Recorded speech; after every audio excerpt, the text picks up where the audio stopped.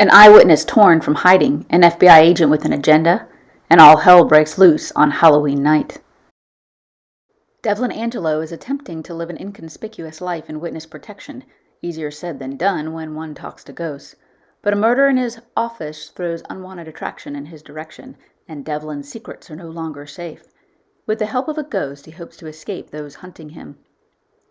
FBI agent Autumn Bentley is hot on the trail of fraudulent art. When her prime suspect is shot, mysterious psychic reader Devlin Angelo is her only link to finding the art and solving her case. But murder raises the stakes, and nothing is as it seems when Autumn comes in contact with the paranormal. Yet embracing the paranormal might be her only way to save Devlin. Sparks and ghosts fly in this paranormal romantic suspense adventure. Autumn's Angel. Chapter 1. Autumn watched as her mark glanced over his shoulder before walking into a small building with a flashing neon sign. Devlin's Psychic Readings.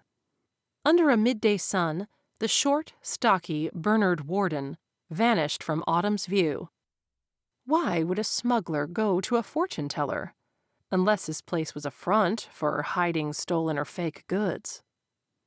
The single-story brick rectangular structure had a gable roof. Outside the front door, carved pumpkins displayed their crooked smiles. Autumn needed to get her eyes and ears on the inside of that building, but she wouldn't learn anything by barging through the front door. She walked around back, glancing around at the other commercial shops and trying to look inconspicuous in broad daylight. Autumn found the back entrance, obscured by 5-foot-tall summersweet bushes on either side, and tested the doorknob. Locked. Bending down, she noticed the plant's late summer blooms had withered and fallen to the ground as their leaves transformed to a vibrant yellow for the fall. Autumn withdrew her lockpick and set to work on the simple latch bolt on a rotating knob. When the lock gave way, she eased herself inside a kitchenette. It had a small refrigerator, microwave, and a round 2-seater table.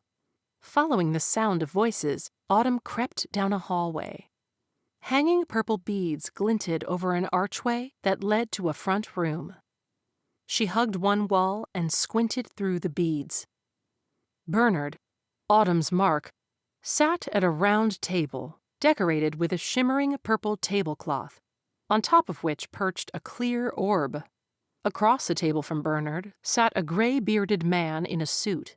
He wore an oversized black top hat as he hunched over, staring at tarot cards spread on the table. Was this man Devlin, the owner of Devlin's Psychic Readings? Or was Devlin a nom de plume? The room had dark-paneled walls, and thick purple drapes filtered sunlight down to a faint glow. Candles and incense smelling of cinnamon burned on a decorative stand against one wall. Autumn frowned. She thought she would catch Bernard elbow-deep in illicit activity, not doing a tarot card reading. There had to be more going on here than met the eye.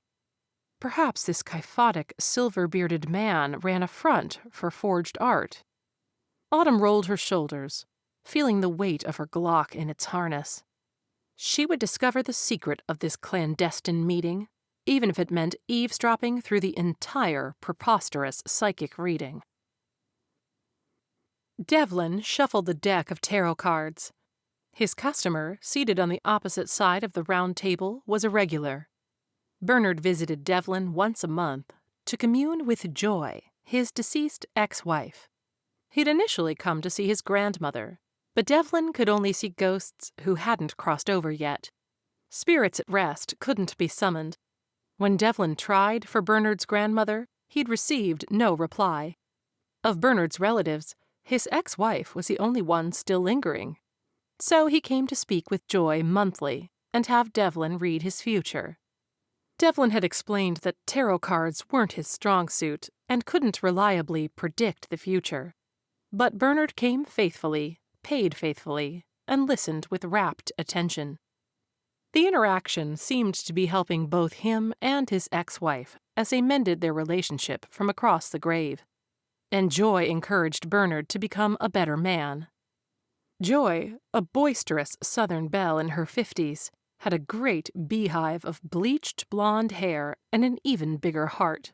She talked incessantly in a sticky, sweet Southern drawl, but Bernard only heard what Devlin filtered down to him. As Devlin read the tarot cards, Joy floated nearby and observed her ex-husband's reaction. Devlin flipped the third card face up on the table. Death. He cleared his throat and scooped up the cards to reshuffle. What was that? Nothing, sir. Let's do it again. Devlin masked his normal voice with a fake British accent. He was probably butchering the accent, but no one who came for psychic readings to a shack in Sacramento would be able to tell the difference. After shuffling, Devlin turned over the top card. Death again. Death? Bernard asked in a croak. Sometimes death is a new beginning. Devlin could hear his own voice losing the elderly tone and accented disguise as the hair on the back of his neck stood on end. He'd never had the death card rear its ugly head. The card didn't necessarily represent physical death. It often meant a change, such as a relationship or a career change. Yet, Devlin sensed doom as he touched a finger to the skeleton figure on the card. Joy crossed her translucent arms.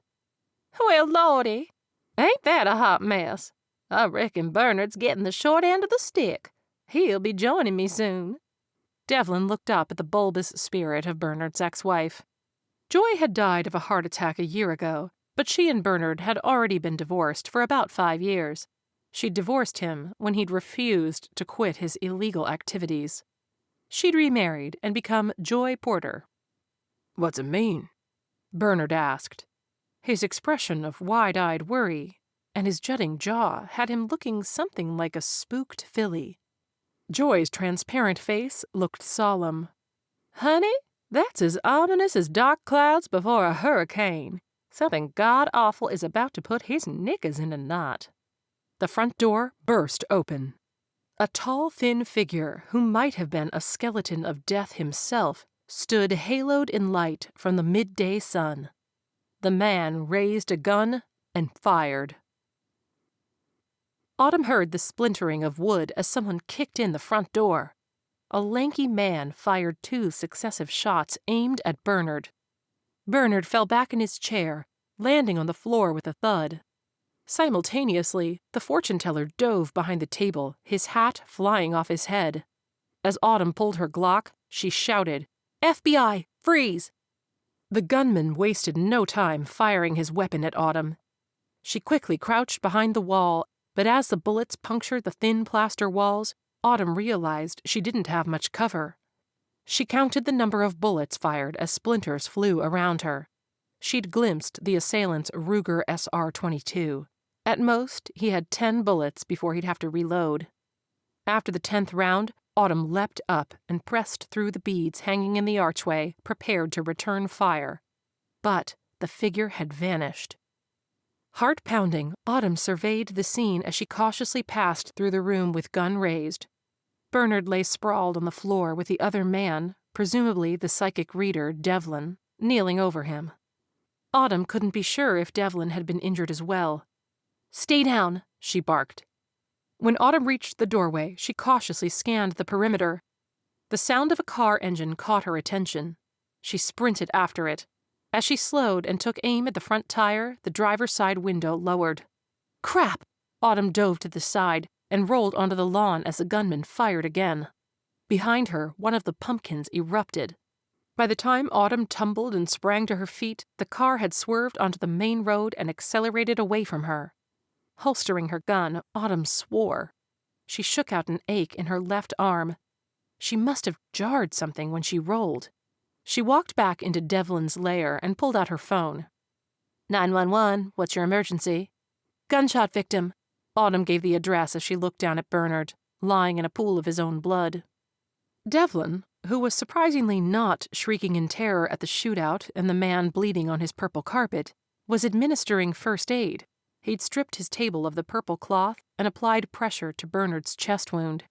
With EMS activated, Autumn disconnected the call and took a steadying breath. The police would arrive soon, and she didn't have time for local PD stalling her case. But she couldn't leave the scene of a crime. At the very least, she needed to get information from this charlatan before the police took him out of her reach. "What did Bernard say to you before he was shot?" "What?" Devlin sounded breathless from his effort. "You were talking to Bernard before the hitmen arrived. What were you talking about?" "How to make cherry pie," he snapped. "What?" He glared up at her. "I'm a medium. What do you think we were talking about?" Autumn narrowed her eyes and knelt down beside him, careful not to interfere with his first aid efforts. Devlin's voice sounded all wrong. He wasn't the voice of an old British aristocrat, not as it had been earlier. He sounded young and American. With his hat off, disheveled dark brown hair was visible. She scrutinized the silver strands of hair jutting off the man's chin. Coarse, synthetic hair. If Autumn had one gift, it was how to spot a fake. Autumn tugged off the fake beard, revealing a handsome face and green eyes on a man who looked to be about 35. "Do you mind?" he snapped. A young Devlin rocked back on his heels and wiped the blood from his hands onto the tablecloth. "Are you injured?" Autumn asked him. He stared at Bernard, who gazed lifelessly at the ceiling. Autumn snapped her fingers close to Devlin's face. "Hey, cherry pie, are you injured?" "No, but Bernard is dead." "Should we do CPR?" Devlin turned his blazing green eyes in her direction. "Cardiopulmonary resuscitation requires a functioning cardiopulmonary circuit. He no longer has one. He doesn't have any blood left to circulate. He's dead." He turned away from her and appeared to be speaking to Bernard. "I'm sorry." "I need to know your relationship with this man and everything he's told you." The magician blinked at her. "Why?" "He's part of an FBI investigation." "Can I see some ID?" Autumn obliged, showing him her credentials as Agent Bentley of the FBI from her wallet before tucking it back in her jacket pocket. The man nodded and looked up at her. His hair had been disheveled from the hat. He turned his sad gaze back to Bernard briefly, before looking at Autumn again, this time with panicked worry in his expression. "You called 911. Autumn arched an eyebrow. "Most people do when someone's been shot." Devlin stood and placed a finger to his temple. "I can't be here when the police get here." His alarm surprised her, but he seemed afraid and not dangerous. "Are you wanted for something?" The accusatory tone of her voice had his eyes narrowing, and he took a step back. She held his gaze, waiting for an answer. Devlin turned, walking briskly toward the kitchenette. "I have to go." He shrugged out of his velvet-collared jacket. "You're not leaving the crime scene, and I need to see some identification." Who was this man pretending to be an old psychic, and why was he so fearful of the police? Autumn exposed frauds constantly in her job. She'd expose this one, too. Chapter 2. Devlin scrubbed the blood off his hands and fingernails. He picked his briefcase up from the counter, stepped out of his suede dress shoes, and slipped on his black Oxfords. He absolutely couldn't be here when the police arrived. He could hear Joy in the other room sobbing over Bernard's body. Devlin may not have answers as to what Bernard had done that was worthy of getting 2 bullets in the chest, but he knew who might have answers. Devlin dumped his crystal ball and tarot cards into his briefcase, aware of Agent Bentley's grinding glare. "Look, cherry pie." Her voice had grown a sharp edge. "If you don't start talking, I'm going to restrain you." Devlin believed her slim 5'6" figure was fully capable of restraining him, and he didn't think it'd be wholly unpleasant. His eyes roamed Autumn's physique, beneath the navy suit she wore. Her skin shone a smooth cream color around wide, full lips. Long, loose, dark brown hair was woven with strands of gold and auburn. He might have been intimidated by her authoritative presence if he hadn't already been so familiar with fear and running and law enforcement. "Get me out of here, Agent Bentley, and I'll tell you everything I can." She slitted her golden eyes, but she didn't say no. Devlin glanced at Joy, who wiped at non-existent tears as she hovered above Bernard. Joy would have the information Autumn sought, at least some of it. But Devlin couldn't start carrying on a conversation with Joy in front of the FBI agent. Instead, he gave the ghost a pleading look. Joy sniffed. "Lordy, I need a stiff whiskey bourbon. Your FBI woman is after Bernard's forged art. Except it ain't art." Devlin had no idea what Joy was referring to, but he decided to use it to his advantage anyway. "I'll tell you about the forged art." Autumn's jaw tensed, and mistrust flooded her golden eyes, turning them amber. Devlin decidedly didn't like the judgment in her beautiful features.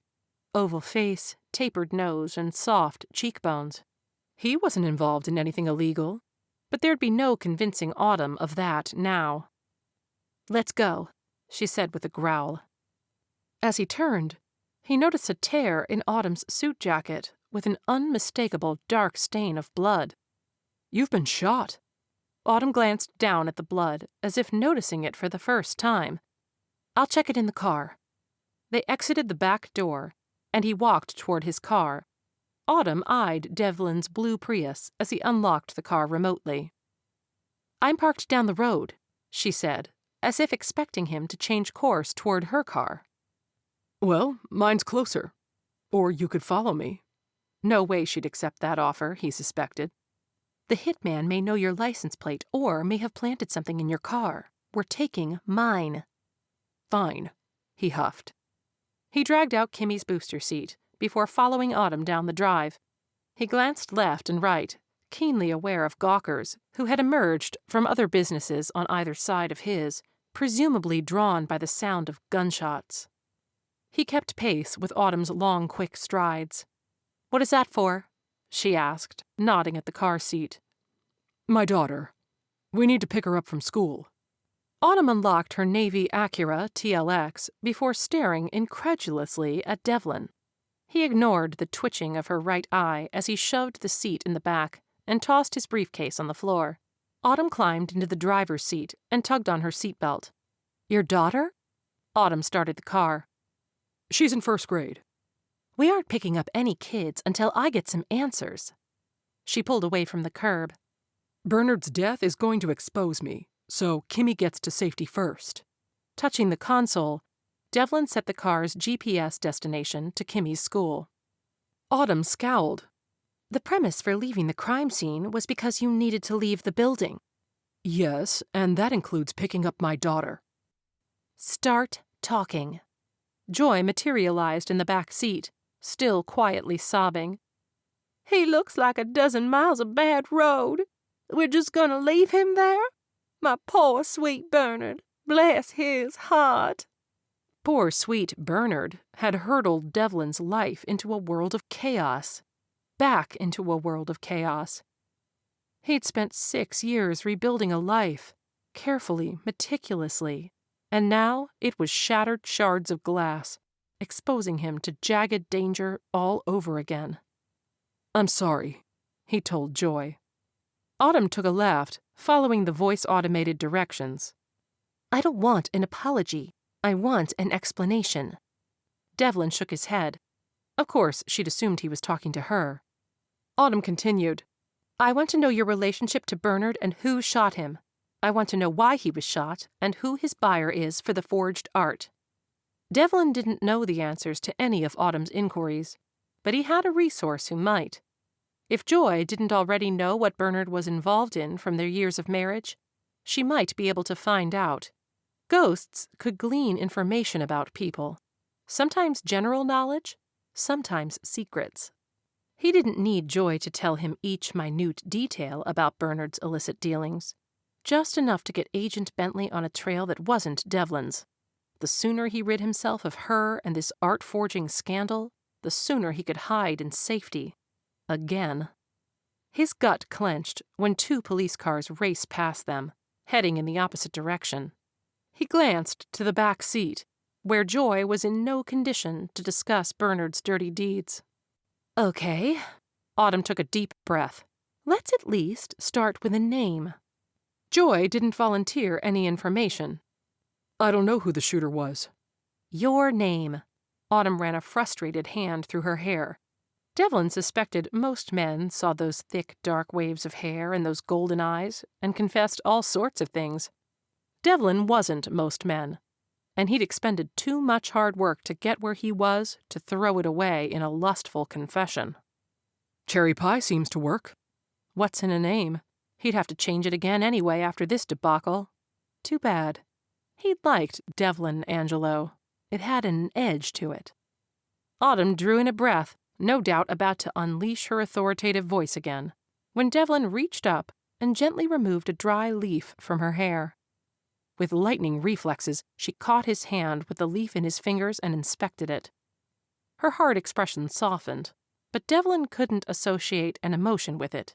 She had turned her attention back to the road and slowly released his hand. Her touch left a lingering sensation on his skin. You have more on your jacket and in your hair. Devlin turned to stare out the front window at the road. My name is Devlin Angelo. Autumn pursed her lips. And why is Bernard dead? And why was I shot at? Devlin glanced at Joy again to see the ghost had her face buried in her hands. It might take time to extract the information. He gave Autumn a sheepish grin.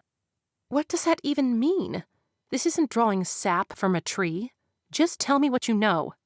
I'm more clueless than you about why someone shot Bernard, but I know someone who might know. Autumn threw a hand up in frustration and then grimaced. She pursed her lips as her cheeks flushed red. I don't know what game you're playing, but you are not an innocent bystander, and I will get to the bottom of this. No games. But Autumn was correct about Devlin not being innocent.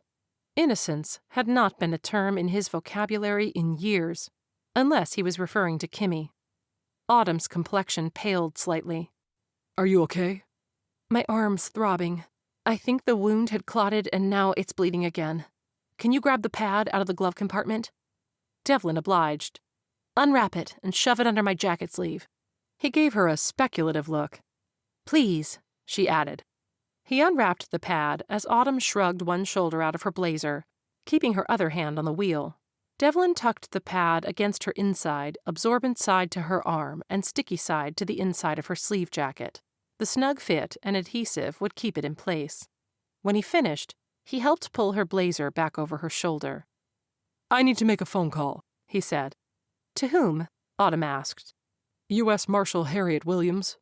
You have the U.S. Marshal on speed dial? For emergencies, yes. Autumn pulled out her phone. I'll call.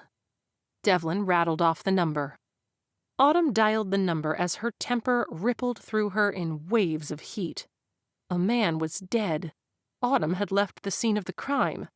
Now she was driving with a man who posed as a psychic, remained calm in a shooting, had a contact at the U.S. Marshal's office, and had a daughter. None of this made sense, and Devlin wasn't forthcoming. Perhaps she could get information from the U.S. Marshal. A gruff female voice answered the phone. Williams. This is Agent Bentley of the FBI. I'm with Devlin Angelo, who says he knows you. Is he injured? The U.S. Marshal asked, the gravel in her voice growing an edge of worry. Aside from being neck-deep in a homicide, he's a picture of health. Autumn glanced at Devlin long enough to see the corner of his mouth curl before she looked back to the road. Homicide? Are you implying he's the culprit? No, but I need some answers. Is he in danger right now? Autumn had been watching for a tail, and they weren't being followed. She glanced at Devlin, who swallowed hard. He was afraid, she realized. His hands fidgeted with a tarot card as they drove to his daughter's school. No? Is there a reason he'd be in danger? What has he told you? Not a damn thing. Well, I'm not debriefing an agent I've never met over the phone. We'll meet and talk with Devlin, present and unharmed. Autumn bristled. Devlin wasn't in danger from her. She held out the phone to Devlin. Can you please assure the U.S. Marshal that you're unharmed and I pose no threat to you? Well, you did try to restrain me. The quirk of his lips, twinkle in his eyes, and frame of dark hair looked intriguingly playful. She gave Devlin a stern, arched brow, but rather than force him into submission, her expression made him smile. She scowled. She was an excellent interrogator, and had solved cases by intimidating thieves with that look. But her technique flowed around Devlin like a river parted by a stone. "I'm fine, Harriet," Devlin said loudly. "This isn't my mess, and it isn't related to Oscar." Autumn pulled the phone back to her ear. "Is meeting feasible? Where are you stationed?" "Devlin knows where to meet. Motel. 1 hour."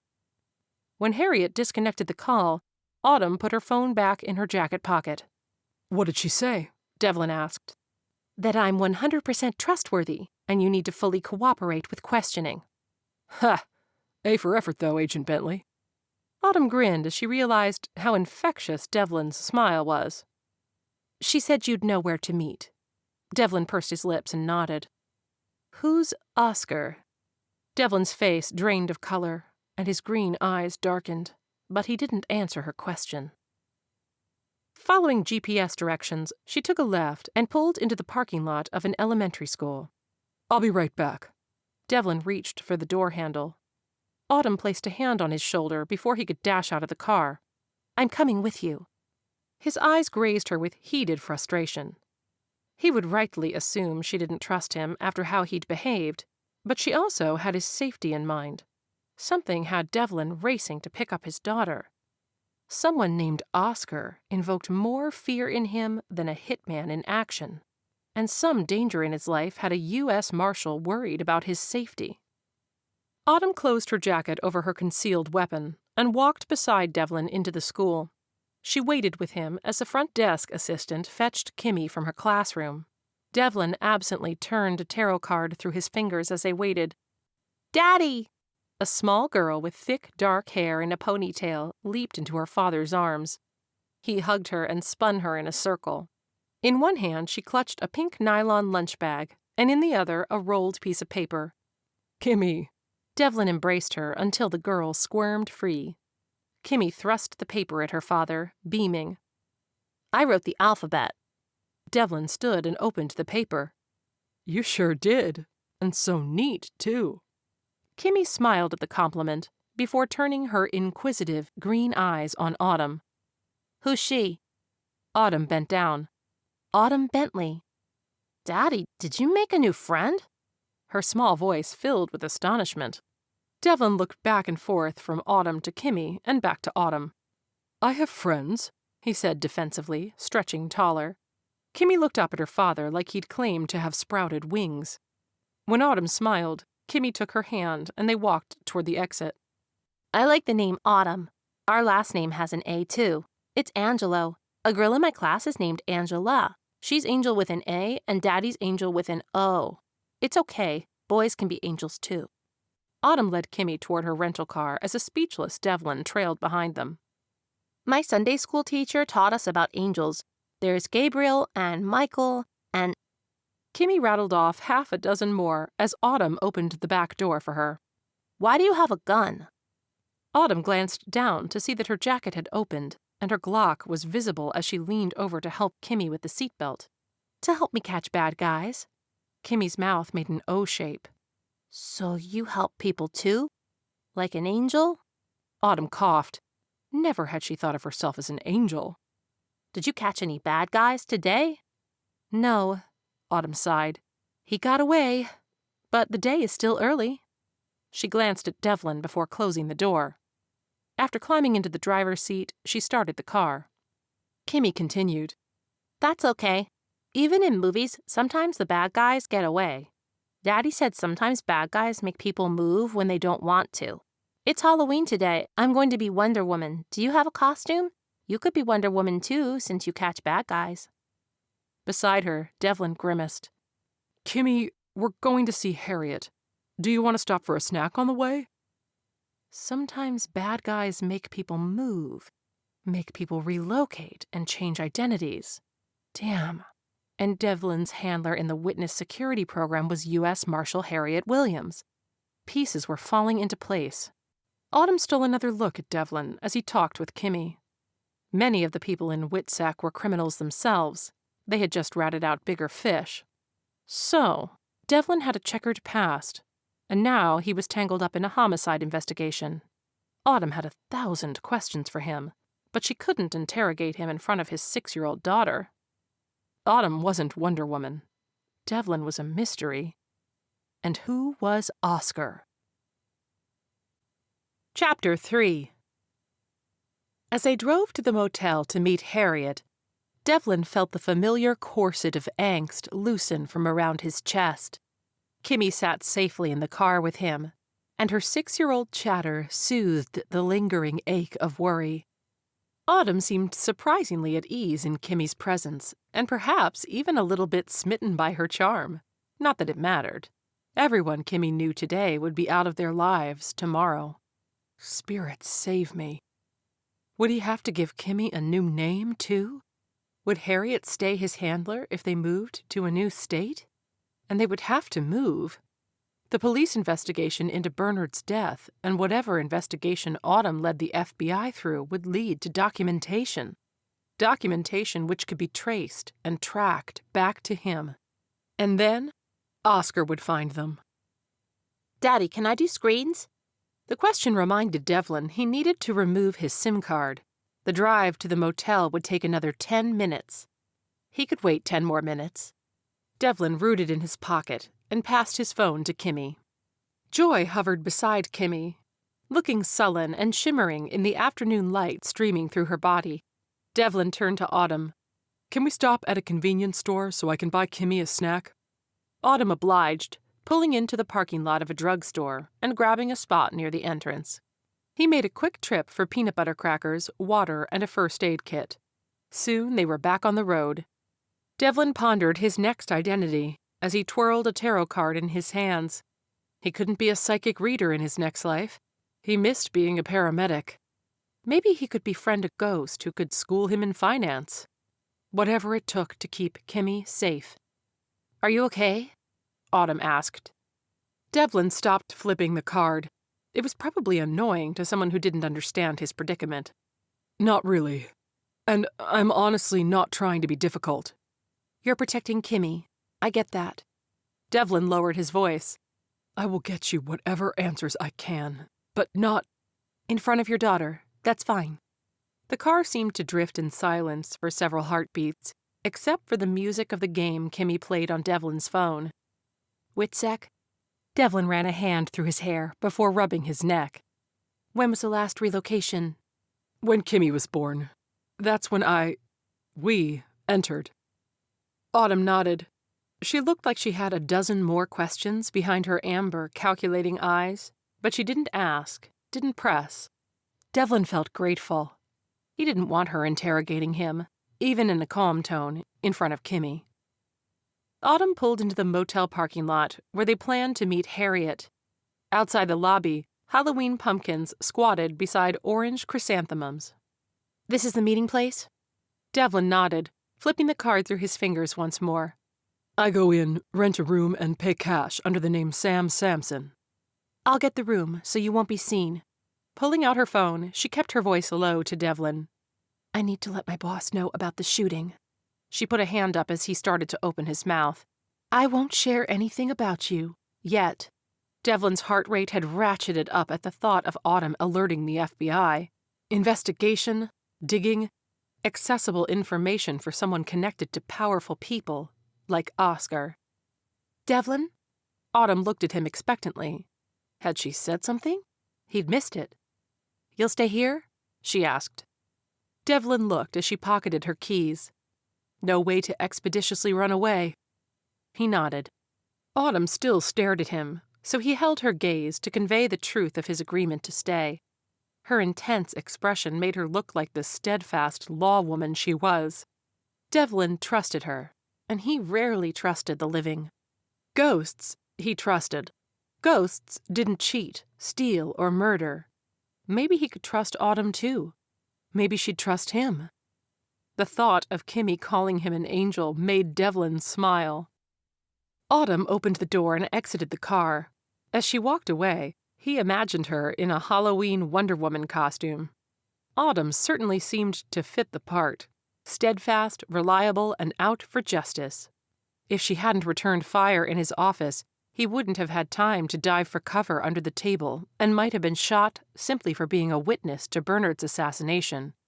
She'd saved his life. In exchange, the very least he could do was coax Joy into divulging whatever she could about Bernard's crooked deeds. Forged art that wasn't art. Meaning what, exactly? Once secrets were spilled, Autumn and Devlin would be square. Debt repaid. If he'd learned anything from ghosts, it was to never let the sun set on unfinished business. Life was short and could end at any moment.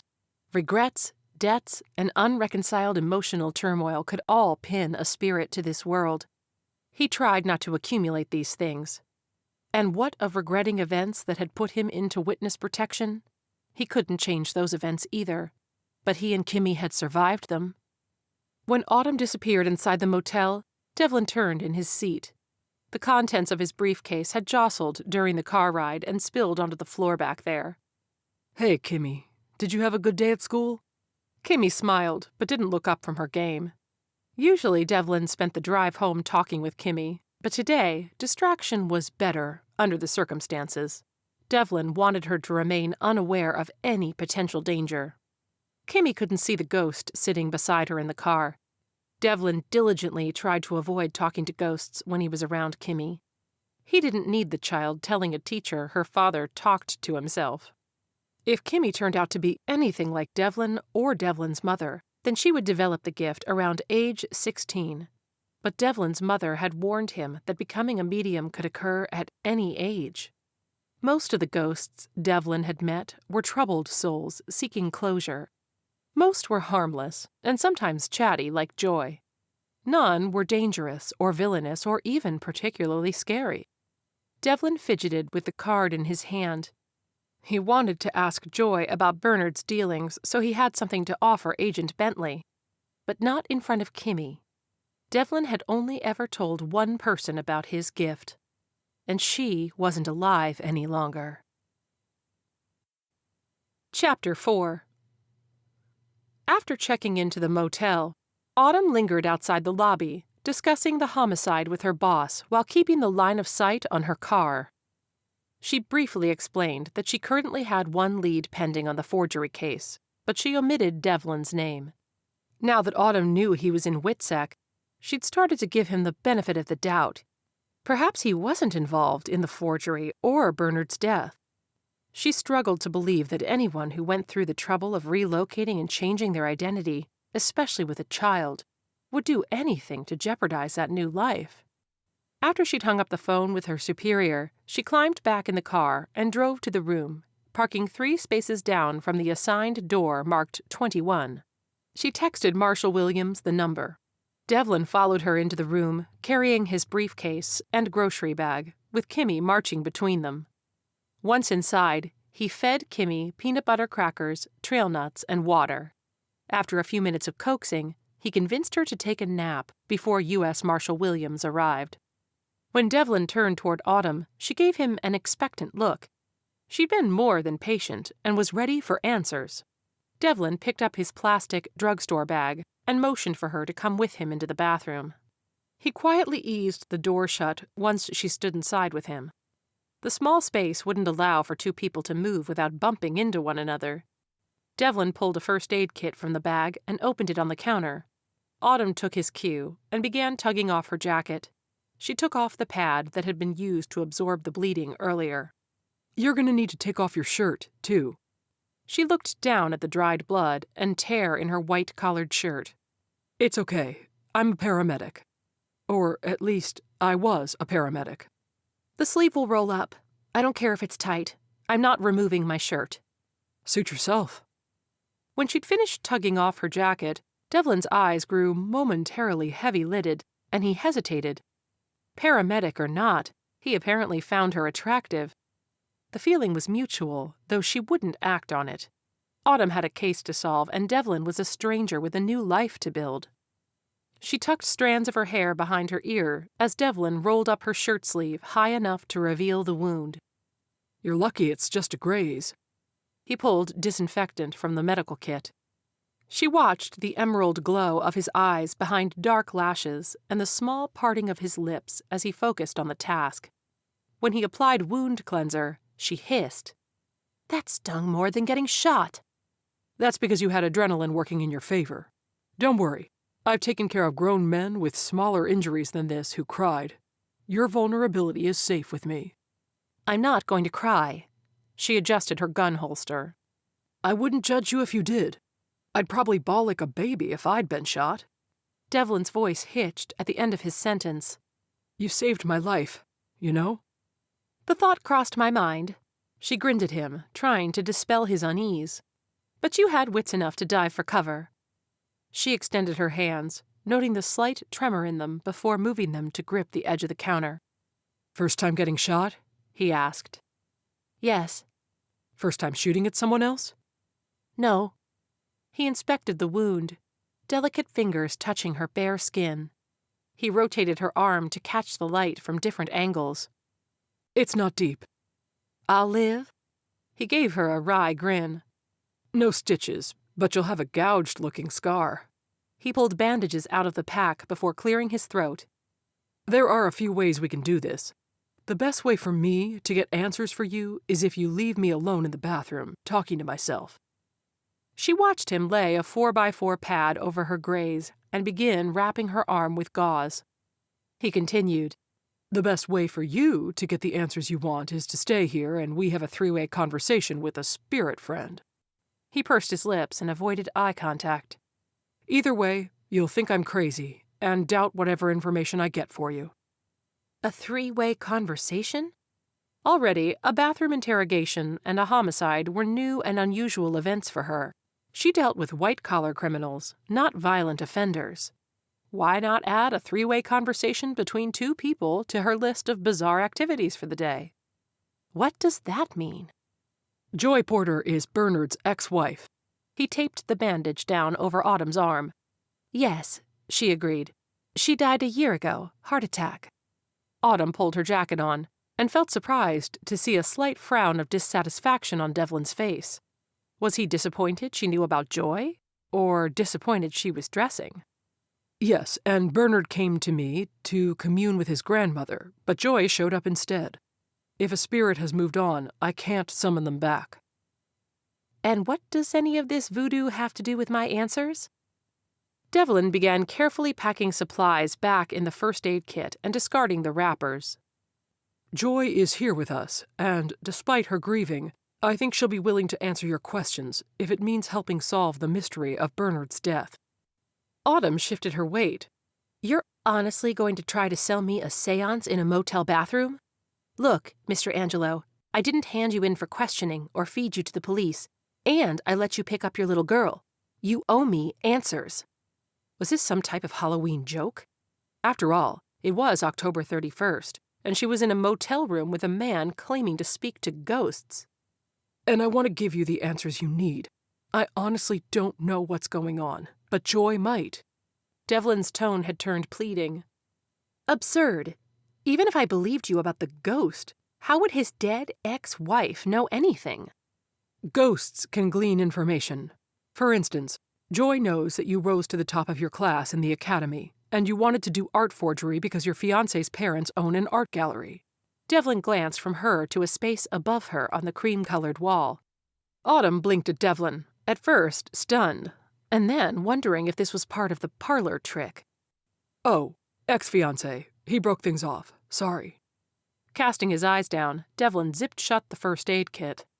Autumn felt her temple throb. Joy, how about sharing what you know about Bernard's activities? Devlin asked. Handsome and crazy, Autumn thought. Yet she had no choice but to hear Devlin out. Unfortunately, she had to wait until the U.S. Marshal arrived, because she'd promised to deliver Devlin safely. Plus, there was a sleeping 6-year-old on the other side of the bathroom door. And she really had no leads on the case, since Bernard was dead. Devlin appeared to be listening to someone. He put one hand on his hip, while the other rested on the counter near Autumn. He turned an earnest gaze to Autumn. So, Joy tells me that Bernard's a middleman, a courier. He's always been the mover of goods, usually either stolen or illegal drugs. Forged art is new for him, apparently, but it doesn't surprise Joy. Devlin turned back to where Joy supposedly sat, or hovered or floated, or whatever. I know. I'm sorry. He turned back to Autumn. Anyway, Bernard wouldn't have been the actual forger, just the delivery man. His eyes cut right, then back to Autumn.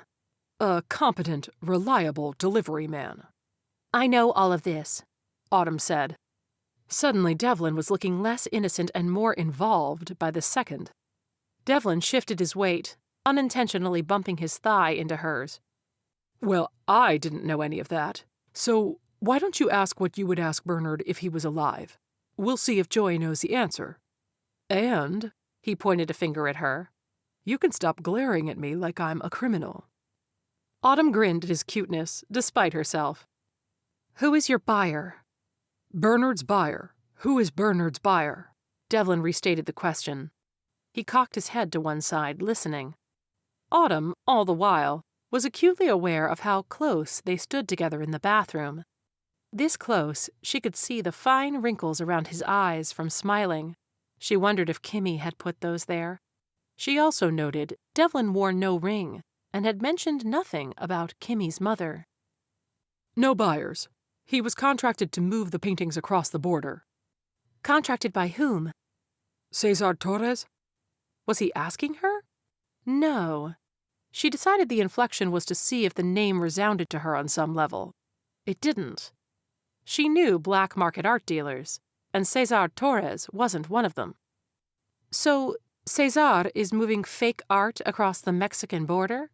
She ran both hands through her hair and shook out any remaining leaves from the dive she'd made in Devlin's lawn. She grimaced from the pain in her arm at the motion. Devlin pulled a leaf that had fallen onto her jacket before moving his hands to straighten her shirt collar. She could smell a hint of the spicy incense from his psychic reading room still on him. She stopped his hands. She didn't need his proximity clouding her judgment. To whom is Cesar Torres selling the art? Joy doesn't know. Devlin took a step back, and she released his hands. Autumn studied Devlin's earnest face and bright eyes. Was this an act? He wasn't making a show of it. No eyes rolling back or voice changing an octave as he connected with the spirit. There was nothing showy about his performance. Joy, please. I don't need to know that. Need to know what? Autumn asked. Nothing. Devlin? She leveled a gaze at him. Your fiancé broke your heart. Devlin blew out a breath. And took your dog? Devlin's expression of compassion for her loss curbed her initial reaction to be angry with him. How could you possibly know about Buster? And he was our dog. The decision was mutual. I travel a lot with work, which is unfair to a pet. Devlin placed a hand on hers. I can't control what information the spirits volunteer. I'm sorry. I didn't mean to learn personal information. So, let's make it even. Who's Oscar? As he withdrew his hand, Devlin's jaw hardened. Straightening, he squared his shoulders. You, Agent Bentley, don't get to know that information without express permission from the U.S. Marshal's office. A knock sounded at the door, and Devlin startled. The motion had his legs brushing Autumn's again. It's Harriet. Devlin's voice sounded slightly breathless. Autumn scrutinized his expression. If he was a lying, thieving criminal with an FBI agent on one side and a U.S. Marshal on the other, he ought to be afraid. But he didn't appear to be. Devlin exited the bathroom and walked toward the door, but Autumn quickened her pace and reached it before him. I'll check first. With one hand on her weapon, she asked, Who is it? U.S. Marshal Williams. Devlin, are you okay? Yes, I'm fine. And Kimmy's with me, napping. Can I talk to something other than a door? When Autumn opened the door, she saw a broad-shouldered woman sucking on a Camel cigarette. She wore jeans and a gray t-shirt. You must be Agent Bentley. Call me Autumn. She extended a hand. Harriet shook it with a meaty, stern grip as she took one last drag on her cigarette. She stomped the butt under a thick-soled working boot before picking it up and tucking it into a pocket. Suppose we should talk out here if the runt's still sleeping. Autumn and Devlin stepped outside the motel room. As Autumn pulled the motel door shut, Devlin hugged Harriet. The U.S. Marshal gave him an awkward pat on the back. Okay, you're safe. I've got a reputation to uphold. Devlin lingered a second longer.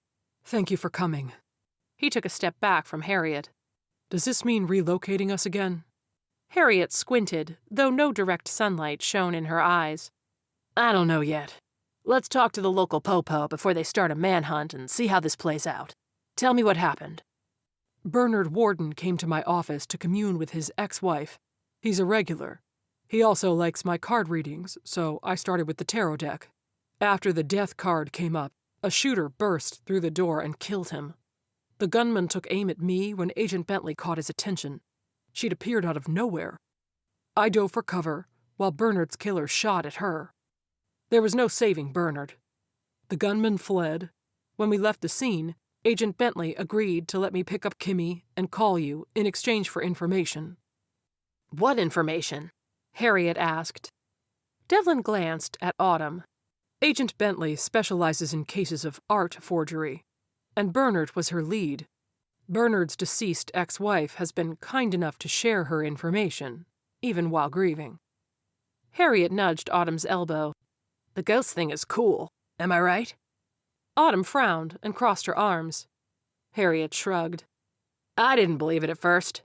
And then we did this whole session with my mother, who died 20 years ago. We worked through a lot of unresolved issues that day. Did Devlin show you the crystal ball?" Autumn recalled Devlin pulling an orb into his briefcase, but he hadn't pulled it back out again. "Crystal ball?" "It's cool. It'll give you goosebumps." Devlin shook his head. "She already thinks I'm crazy, Harriet. I'm not sure you're helping."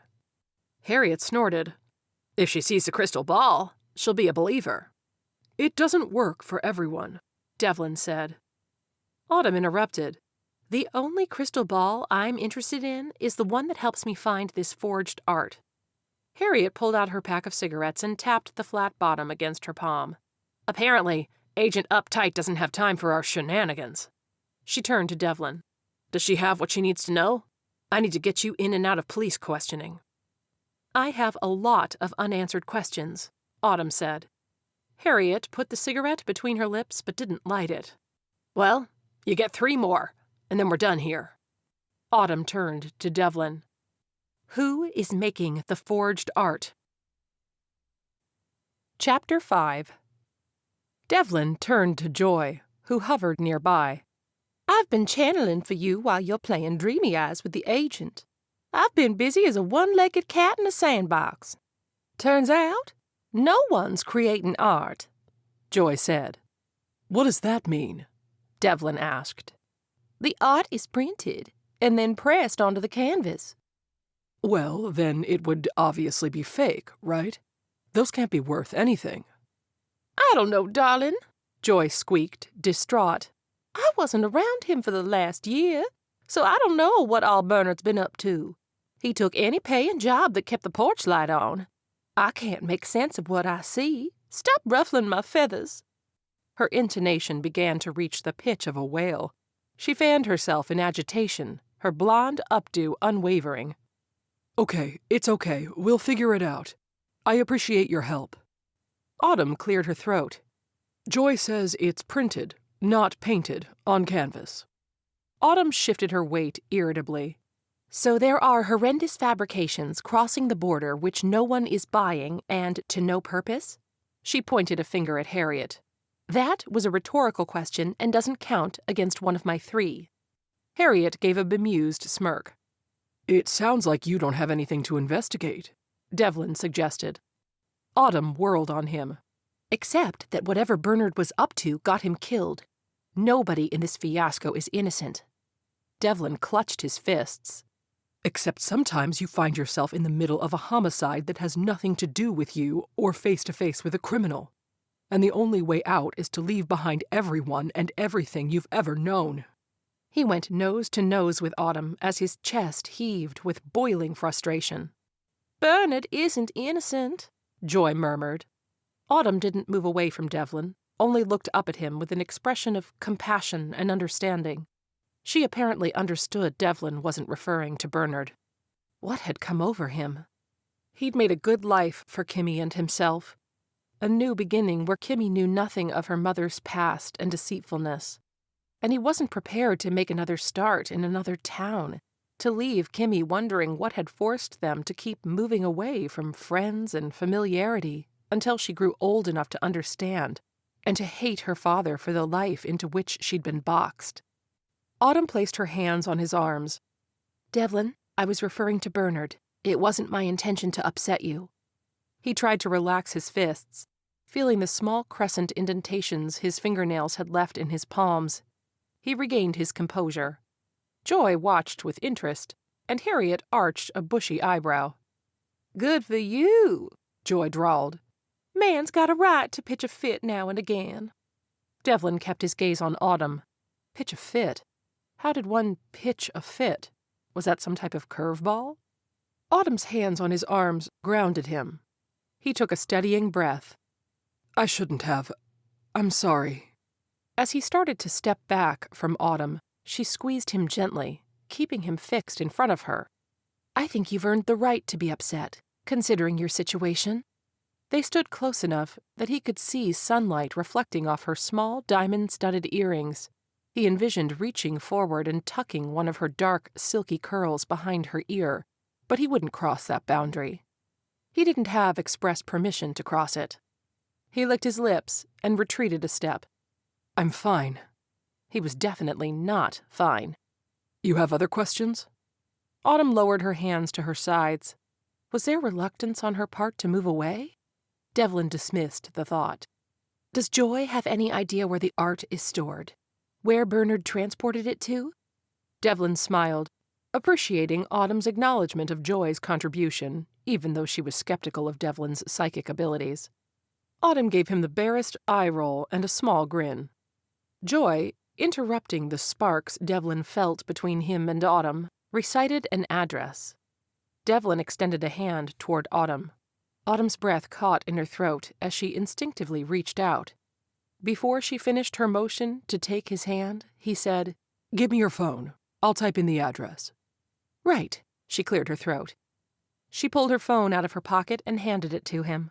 Devlin entered the address into Autumn's Maps app and handed it back to her. The barest brushing of fingers sent his heart skipping. "You get one more question," Harriet said. I'll save it for later. Are you sure you don't want him to use the crystal ball? You're missing out. No, thank you, Autumn replied.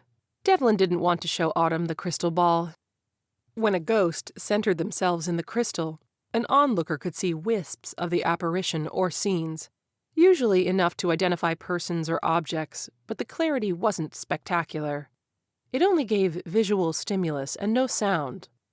The crystal ball provided help as a performance tool to create belief in the skeptic or warm the heart of someone suffering, but it wasn't helpful for the nuts and bolts of getting information where words performed better.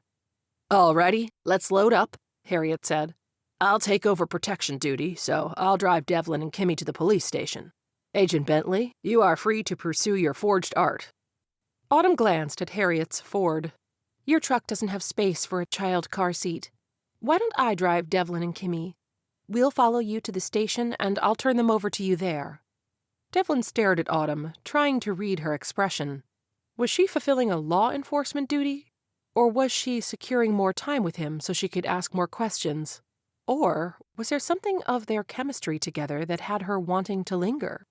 Foolish notion. Joy placed the back of her hand to her forehead. "What do? I am adrift. I'm Spanish moss, limp and stagnant on a mighty oak." Devlin took a few steps away from Autumn and Harriet to speak with Joy, whose dramatic flair threatened to make Devlin give an ill-timed laugh. "Why don't you stick around? If you think of anything that might be helpful to Agent Bentley, let me know, and I'll relay it to her. I appreciate all of your help so far. I'm sorry you lost Bernard. We can hold a candlelight service for him tonight." He wondered what kept Joy anchored in this world. He assumed it had been Bernard, yet now that he'd departed, she still hadn't moved on. But helping Joy cross to the spirit world would have to wait until he and Kimmy were safe. In the meantime, if Joy had anything helpful to offer Agent Bentley, Devlin could pass it along to her. 10 minutes later, Autumn was driving her car with a groggy Kimmy sitting in the back seat. The ruffled girl wore a scowl at having been awoken from her nap. Autumn itched to ask Devlin more questions about the dubious forged art in order to brainstorm about what Bernard had been truly up to, but she couldn't discuss the topic of violence, fraud, and murder in front of Kimmy. If Autumn was being honest, she felt equally as curious about Oscar. Was this man the reason Devlin was confined to witness protection? So many burning questions, but the only time she had left with him was this silent car ride to the police station. Beside her, Devlin flipped a tarot card between his fingers with dizzying dexterity. Unable to give him words of comfort, she contemplated holding his hand, but the gesture would be absurd. She barely knew him. Maybe Devlin could somehow keep his identity. Did one homicide doom him to starting over? She glanced back at Kimmy. "You said she's in first grade?" "That's right," he smiled. "She's so smart. Loves to read. We're on the Magic Treehouse series. Do you have any children?" "No." She and her ex-fiancé had discussed having children, but usually under the context that offspring would curb his career path, and neither of them knew how to fit them into a life where they traveled so much with their investigations. "I'm not in a relationship. I haven't been for quite some time. I was engaged, but as you are already aware, it didn't work out." "Right." Relationships don't tend to work out when one person doesn't value monogamy. "Very true." Devlin's bleary tone had Autumn wondering if he too had had experience with infidelity in a prior relationship. She decided to steer the conversation elsewhere. "Does your daughter know about the GHO?" "Don't spell it. Her vocabulary is expanding like the Big Bang. She doesn't know I'm a medium." "How long have you had that ability?" Devlin glanced at her, probably wondering if she was teasing. But she wasn't. She might not admit to believing in ghosts, but the longer she spent around Devlin, the less his abilities seemed like a performance. Autumn didn't have a rational explanation for his behavior, but he seemed like a decent person, and she didn't encounter many of those in the art forgery world. "Since I was 16. 16th birthday? No, it happened after an accident, actually. I was in Tahoe skiing with my family and took a fall. After the concussion, voila, I began seeing apparitions. My mom had the gift, though I hadn't known about it until I thought I was going crazy and she intervened." "Do you think—" Autumn's eyes darted to Kimmy and back to Devlin. "She'll have the ability?" "I guess I'd better keep her safe from head injuries so we don't have to find out." "Your skills seem to serve you well. You wouldn't wish that on someone else?" "No, not the judgment that goes with it. I kept it a secret in my before." He kept himself from saying too much in front of Kimmy. "I'm exploiting it in this life with the justification that I'm helping people. Maybe not like I used to, but I'm helping." "Used to? Oh, you said you were a paramedic, right?" Autumn probed. "Yeah, was." Silence rode with them for a moment as Autumn tried to choose her words and questions carefully. "What do you mean by judgment?" Devlin shot her an incredulous look. "The judgment that I'm a charlatan, that this is all a show. The judgment you yourself passed on me. I can't even tell if you're asking these questions because you're genuinely interested or because you're patronizing me." Autumn lay her hand on his, keeping one on the steering wheel. "I am genuinely interested, Devlin. I'm not saying I'm a believer, but I promise to reserve judgment from here on out." She pulled her hand back and rested it on her thigh. The warmth from his skin lingered on her hand. It conjured images of their bodies close in the bathroom, and his gentle touch as he'd bandaged her arm. "Well, you have your address. So after the police station, you can find your stash and chalk this up to a strange encounter of the third kind." She suspected Devlin was attempting to make a joke, but his words contained more sadness than jubilance. "And what will you do?" she asked. "Collect the pieces. Start over." He breathed, as if a heavy weight settled on his chest. "Any career suggestions not related to medicine or the supernatural?" "You have to start over as long as Oscar's still out there?" "Yes." "Daddy, I'm hungry." "Okay, Kimmy. We'll get you another snack at the police station."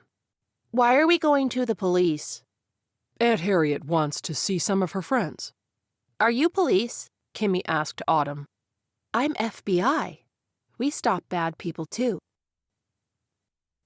As Harriet spoke to the assistant at the counter, Autumn looked down at Kimmy, who stared at the high counter and faded sea-green walls before her small green eyes saw the bowl of Halloween candy on the counter. When Autumn winked at her, Kimmy smiled. In a few minutes, Devlin and Kimmy were being whisked away toward the back of the police station. Just like that, they disappeared. Autumn didn't get to say goodbye. She'd never thanked Devlin for the information, though she had yet to validate it. Once she had, it wasn't as though she'd be able to look him up on the internet and call him. Harriet would be working on a new identity as soon as the police interview had concluded. Well, goodbyes were less important, perhaps, when she'd only known him a few short hours. And, given the chance to say goodbye, what would she have said? Can I buy you a drink sometime? To which he would reply, Sure, Agent Bentley. Look me up in WITSEC. It was better this way. Nothing awkward. He disappears with his adorable daughter down a corridor and doesn't look back. Except, she realized, Devlin had looked back. One wide-eyed glance, so brief she didn't even have time to respond. You're Agent Autumn Bentley of the FBI? Autumn turned to see a balding man, tall enough he probably played competitive basketball, before age and a protuberant waist slowed him down. Autumn held up her credentials. I am. Chapter 6. Oscar Mooney sat watching the 5 o'clock news. Television and internet provided his only link to the U.S. In fact, they had been his only link for 6 years. 6 years in exile. He'd been moving around Mexico, leapfrogging from one dump to the next. This last year, he'd spent renting an apartment on the 3rd floor of a brothel. A brothel. Prior to this, he'd been living in bustling Chicago in a penthouse with a spectacular view of Lake Michigan. Now, avoiding the law and living on a tight budget, he languished in a miserable third-world existence. He'd taken his riches with him, the liquid assets which hadn't been frozen when he'd accidentally shot Rachel, but he couldn't spend money and attract attention to himself. Rachel's husband was probably basking in his successful escape. At least he too had to live in obscurity, hiding in witness protection. Since the Gambino crime family was providing protection for Oscar while he lived in Mexico, Oscar would follow their careful instructions, delivered through Smith, his only contact to the life he once had. When the television image changed to a video feed taken on a cell phone, Oscar dropped the can of cerveza he was holding. He scrambled for the remote and turned up the volume to hear the newscaster. Earlier today in Sacramento, a man was shot and killed at a psychic reading establishment. A bystander took a video on his phone of 2 suspects fleeing the scene of the crime. Authorities have yet to make an arrest for the murder of... Oscar snatched his phone off the charger and called his contact. Smith, it's Oscar. I found Rachel's husband. What do you mean? I'm staring at him on the 5 o'clock news. On screen, the video played again. Aaron, his beard reduced to a little facial hair, climbed into a car with a woman in a navy suit. Businesswoman or law enforcement? Had he remarried? Where is he? Smith demanded. Sacramento. At least, he was at the time of the video. He's running away from the scene of a crime. What crime?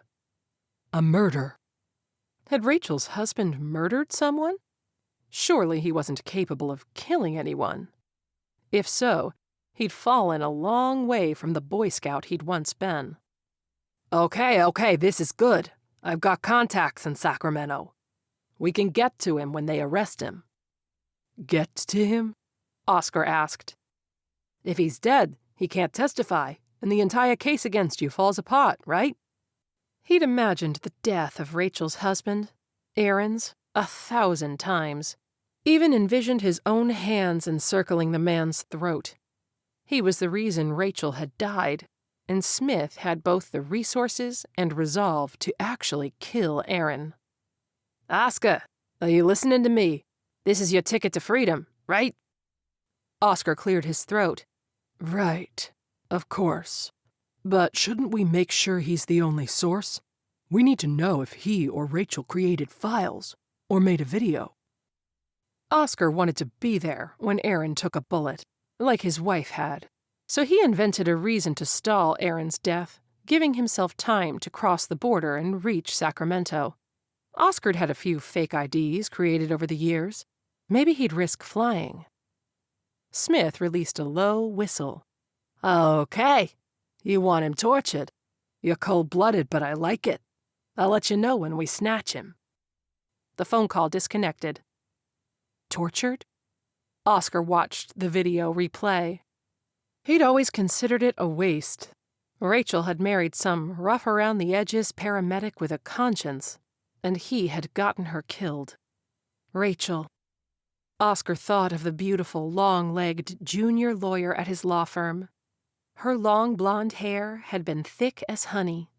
He recalled the feel of his fingertips sinking into the soft flesh of her hips, and the sound of her sweet voice whispering his name.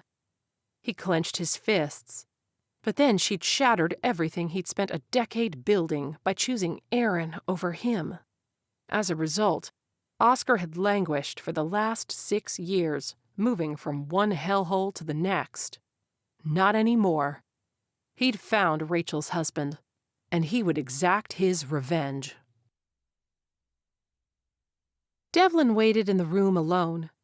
Harriet had taken Kimmy to get snacks at one point, after which Devlin answered the police questions about events at his rental building. They seemed frustrated he didn't know more. He didn't divulge the warehouse information he'd given Autumn, though he did mention Autumn thought Bernard was somehow involved in moving fraudulent art. Devlin was then forced to explain why he'd fled the scene of the crime. His reasoning was because, before or after the police had arrived, news reporters would have followed. Devlin's face on the news footage could be one of the many ways Oscar might find him. Devlin answered no police questions about the reason he dwelled in witness protection, or who might be after him. If the police department wanted that information, they could contact the U.S. Marshal's office, which could decide if they would divulge the backstory. In the end, the questioning officers seemed annoyed at the lack of knowledge about the circumstances surrounding Bernard's death, and they cast disparaging looks whenever they tried to clarify exactly what the psychic Devlin had done. He offered to show them his crystal ball, but they declined, which was a good thing because he realized it wasn't in his briefcase. Alone in the interrogation room, Devlin wondered if the waiting was part of the process, or if the officers had left to get themselves a frappuccino. At least he knew Kimmy was in good hands. Harriet was like an aunt to her. Aside from sweet-talking Harriet into giving her Halloween candy, Kimmy would stay safe. Joy appeared and began rambling in a high-pitched quake. Oh, calamity, she fanned herself. I'm hotter than a sinner in church. The creeks are rising, and your girlfriend's riding toward trouble. All this stress is going to make me lose my religion. Joy, slow down. Tell me slowly. But first, are the room's recording devices on? No. Okay. What has you so worked up? Autumn Bentley is on her way to the abandoned building. Right. I gave her the address so she can go collect the art. It isn't art. I thought we established it's printed, fabricated replicas. Yes, but the printed, pasted replicas aren't what's important. What's important is the canvas. The canvas? Joy nodded with exuberance. It's not normal canvas. The canvas is made of compressed heroin. Compressed heroin?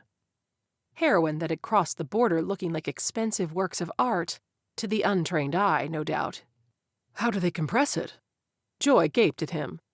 Do I look like a heroin dealer? So Autumn is on her way to uncover a drug smuggling operation, not art forgery?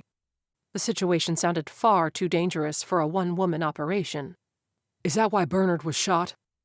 Rival gang. But why shoot the delivery man? Unless they already know where the shipment is. They already know, Joy said dismally.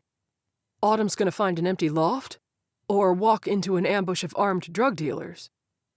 I don't know, but I'm afraid it might be the latter.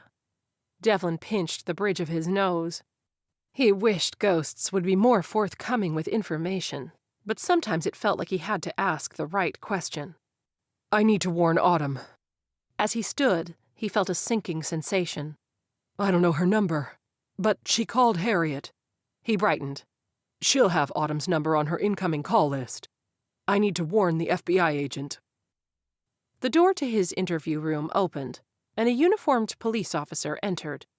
He wasn't one of the ones who'd interviewed him, and Devlin hadn't met him yet.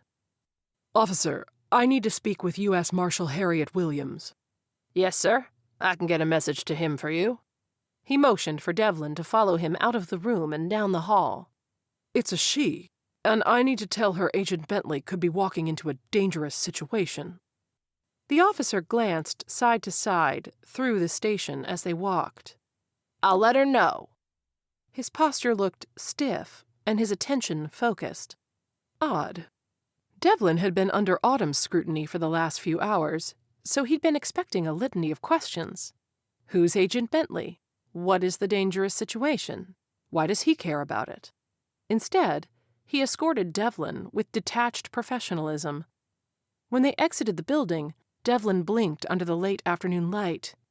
They reached an unmarked police car away from the station, and the hair on Devlin's neck stood on end. Wait, where are we going? The officer opened the trunk of the car. Searing pain coursed through Devlin's body as he went rigid and fell forward. Everything went black. Autumn sat in a cafe, eating a Reuben sandwich. She hadn't eaten all day, and wasn't sure how long investigating the stolen art at the abandoned building would take, so she'd stopped for a bite to eat. She sipped a pumpkin latte, which seemed appropriate since it was Halloween.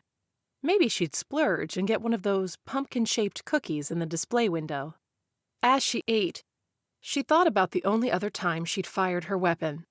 Like her current case, it had begun with hunting forged art and ended with a twist. Autumn had thrown herself into her work after discovering her fiancé's infidelity. Since he was also an FBI agent, and so was the other woman, she'd wanted to avoid the awkward looks from her colleagues, some mixture of disdain and pity, which Autumn couldn't stomach. She'd focused on her assigned case, determined to force her pain and mortification into submission with 80-hour work weeks. Someone had been making forgeries of Ming Dynasty china. Autumn followed the trail to intercept a shipment at the docks in San Francisco, but her snitch had told her the wrong pier number. So, instead of tracking David Ying's shipment of fake Ming Dynasty art, Autumn had found herself in front of Carl Ying's shipment of trafficked women. She discovered she was ill-prepared for a situation of this magnitude, so she had taken clandestine photos and called in the illegal activity to the FBI office. But she worried that by the time the FBI assembled a team, the women would be gone. She also wasn't Jane Bond, with a few spare tracking devices to tag the moving vans, and with more than one truck, she had no way of following them all. As Autumn had watched, she'd noticed a man who seemed to be the leader among them. As the vans loaded and left one by one, Autumn stayed and kept Ying's man in sight. She'd hoped to capture him and give her FBI colleagues the means to discover the whereabouts of the other women. When the last group of a dozen women were being loaded onto a van, one of the women had decided to rebel. She screamed and attacked one of the armed men. The leader backhanded her, knocking her to the ground. A young girl of about 12 years of age had used the distraction to bolt to her freedom. The aggressor, 3 times her size and with longer legs, had sprinted after her. There'd been no way she could outrun him. 3 of Ying's other men had kept the rest of the women tightly together. Autumn had come out from hiding, gun raised. FBI, freeze! With murderous intent in his eye, the running man hadn't slowed. He could crush the small girl to death if he tackled her on the hard concrete pier. Autumn fired one shot into his leg, and the man toppled to the ground. The rest of Ying's men, probably assuming the FBI agent wasn't foolish enough to be on the pier at night alone, fled. The man, injured and bleeding on the ground, managed to pull his gun and fire wildly in the direction of Autumn and the girl, now crouched behind crates. The bullets landed harmlessly in surrounding cargo crates until he'd expended all of his rounds. Then, Autumn had restrained him. In a bizarre mix-up, Autumn had saved one little girl and freed a dozen women. Her superior, angry that Autumn had put herself in danger, had reluctantly admitted the traffic ring had been exposed and taken down because of Autumn. The press would later morph the story into one where a heroic lone FBI agent faced down 6 armed men in a dangerous hostage standoff. She'd single-handedly disarmed a deadly situation under threat to her own life. Ironically, her career-making case was related to human trafficking, and not even her trained specialty of forged art. But the headlines had done nothing to soothe her heartbreak. She had been merely working overtime, and that hardly felt like heroism. Devlin woke to darkness and a hard, bumping surface. He tried to roll, but banged his knees on a low ceiling. He groaned. Had he been out for minutes or hours? Probably minutes. The body could quickly recover consciousness from a stun gun. Please, please let Kimmy still be safe with Harriet. Devlin felt around the cramped trunk of the car he'd been crammed in, realizing his hands were cuffed together in front of him. His fingers identified the borders of his prison and the coarse fiber carpeting along the floor and edges. He found the rear of the trunk and peeled back the lining. He felt the hard plastic beneath. He searched for the cord, the piece he could tug to release the trunk. Hope leapt in his chest when he found the stiff line. Caution stopped him. What would happen when he pulled it? If he was being driven down a road with traffic, he'd be seen, and someone would call the police. If he were somewhere remote, he'd be giving himself away. Joy? You've got yourself in a pickle. Mama always said that. I suppose I never stopped to think what that means. In a pickle. I always liked pickles. Joy, are there any other cars around? Hold your horses, I'm checking. No. We're on Highway 99. Heading which way? South. Where could the rogue cop be taking him? A crooked cop meant Oscar was involved, and of course the Gambino family. Icy chills coursed down Devlin's spine. Unless someone thought Bernard had shared valuable information with him. Then Mexican drug dealers were involved. Devlin wasn't sure which was worse, or which would have him joining Bernard in the next life. Is Kimmy safe? Hang on, Joy replied. Devlin waited in the dark, feeling the seconds tick by like hours. He was imagining Kimmy's life without him. Harriet would protect her, but would she adopt her? No. Did that mean foster care was in her future? She's happy as a lark, hanging out with Harriet. Safe. Devlin breathed a sigh of relief. Crystal balls and crow calls. What does that mean? Joy asked. Something my mother used to say. It's something you might say when you feel fortunate, like, thank heavens, or my lucky stars. What's it mean? Well, crystal balls are a link to the spiritual world, and it's fortuitous to have one. And when a crow calls, your fortune is about to change, so you're supposed to listen carefully. Joy sighed. Well, slap my head and call me silly. That's entirely too complicated. Just say thank heavens.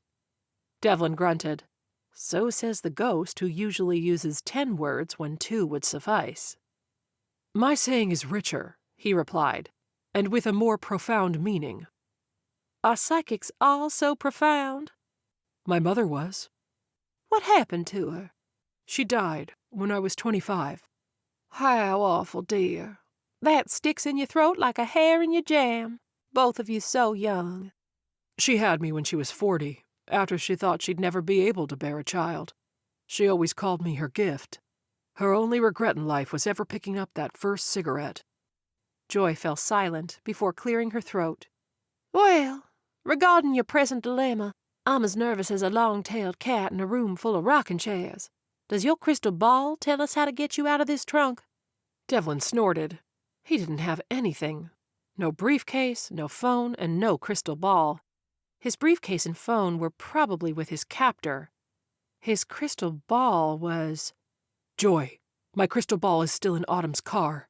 It rolled out of my briefcase. It must have rolled under the seat because it wasn't in sight as I collected the scattered contents of my briefcase when we arrived at the police station. What good does it do you under the seat of her car? You can reach it. And do what? Get her attention. How? Joy asked. Do you remember the time we showed Bernard your face in the crystal ball? I remember. It was a bonny spring day, raining like cats and dogs. Then you changed the view to the picture of a beach to remind him of your honeymoon. Maybe you can do that with Autumn.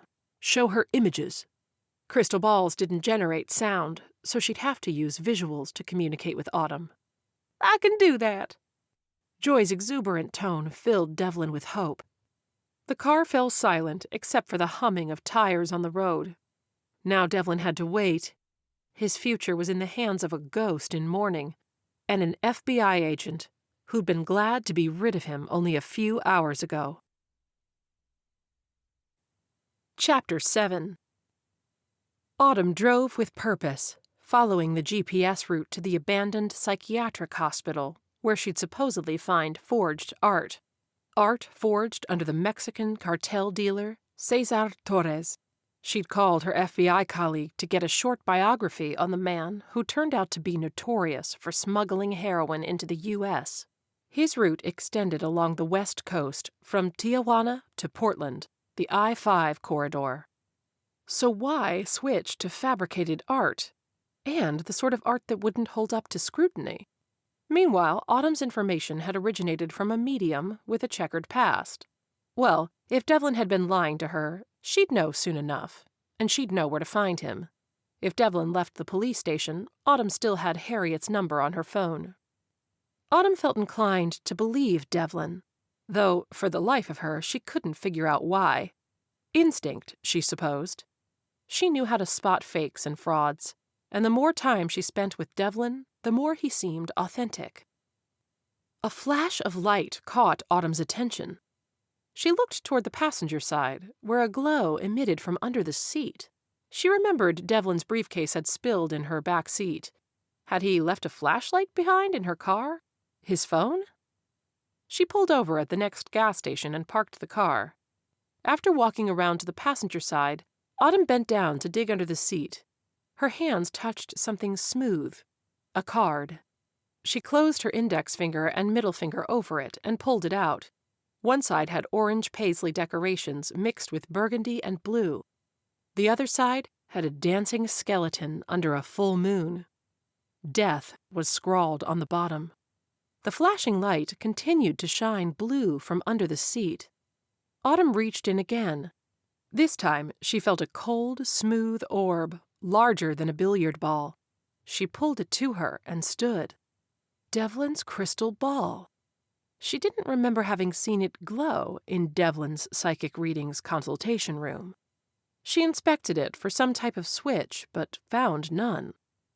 She ran her hands over the surface, thinking perhaps it was heat or motion activated. The glow didn't change. Autumn stared more deeply into the orb. Did she see Devlin? Was she hallucinating? Dark hair and a firm jaw. Green eyes. The image appeared blurred, but Autumn blinked to clear her vision, which didn't help. A glass bottle haze stood between her and a clear view of Devlin, but the man was unmistakably him.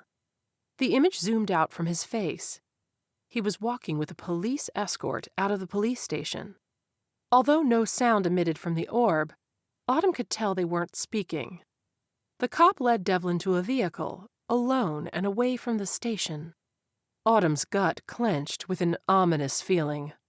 Was this something about to happen, happening at this moment, or that had already happened? The policeman opened his trunk and in one swift motion positioned himself behind Devlin. Devlin went stiff before collapsing forward, and his assailant folded his body into the trunk. The entire event happened in a mere 30 seconds. Devlin! Autumn pulled out her phone and called U.S. Marshal Williams. "Agent Bentley, I'm surprised to hear back from you so soon. Did you want that third question?" Do you have a visual on Devlin? "What? No. He's in the police station, surrounded by a dozen cops." Is Kimmy with you? "Yes. What's going on?" You wouldn't believe me if I told you. Or maybe you would, since I'm staring at Devlin's crystal ball right now. Can you get eyes on Devlin and confirm he's safe? Keep Kimmy with you." "I don't like your tone, Agent." Even as Harriet complained, Autumn could hear the shuffling of movements and steps. Harriet asked to see Devlin. More footsteps. A door opening. Voices rushed and worried. "I'll call you back." "Harriet!" But Harriet disconnected the call. Autumn swore and kicked the tire of her car. She slammed the passenger door shut before getting back in the driver's seat. She looked down at Devlin's crystal ball, still in her hand. The light and image had extinguished. Autumn stared out her windshield. She could continue on to her destination and let the U.S. Marshal find Devlin, since the alarm had been raised, but Autumn had the power to find him in the palm of her hand. Literally. Devlin? Autumn said to the orb. It remained dormant. Autumn thought about what Devlin had said about the crystal ball. It was some type of gateway to spirits. Joy? The orb pulsed with low azure light. She glanced around her. Was she honestly going to address a ghost? Strange things, and her pride aside, Devlin was in danger. Joy? Who took Devlin? Was it Oscar's men or Cesar Torres's men? An inky black question mark rippled through the ball as if in water. Where is Devlin now? A picture of a sign appeared. Highway 99 South. The image was followed by a mile marker sign. Thanks, Joy. Autumn set the orb down in the passenger seat, started her engine, and drove toward Devlin. Alone in the dark, Devlin's thoughts spiraled into terrifying places. He'd always believed Oscar blamed him for Rachel's death, even though Oscar had been the one to involve Rachel in the Gambino crime family's deviousness. He suspected Oscar wanted to kill him. In fact, when he'd first seen the gunman kick open his door, he had thought the hitman had come for him, that Oscar had found him. Oh, the relief he'd felt when it became apparent Bernard had been the target. He'd felt guilty for that relief, being alive at Bernard's expense. But now he'd been found anyway. Except the cop hadn't had him killed immediately. Perhaps he was willing to get paid for kidnapping and not murder, all the while transporting him to the real killer. Or perhaps he wanted the body to be deposited somewhere remote. Devlin? Joy, I'm so glad to hear your voice. Agent Bentley's on her way. Really? Devlin felt surprised by the thrill and hope Joy's simple sentence gave him. Just like that? I showed her your abduction. She called the U.S. Marshal, who confirmed you were missing. Then she turned her car around. Thank you. Thank you. She's a fine little specimen of a woman. I bet she's as cute as a pearl button when she wears a summer dress. Who? Who? I may be dead, but I'm not blind. You think Agent Bentley is attractive, and it shows in your body language. You and I are not on the sort of personal level to have this conversation. His tone sounded chidingly playful, but the thought of discussing his feelings with a ghost made him squirm. Devlin hadn't spoken to anyone about women or relationships since before entering WITSEC, with the exception of Harriet stating the program didn't require celibacy. Yet, careless interactions and divulging his identity would risk his life and Kimmy's.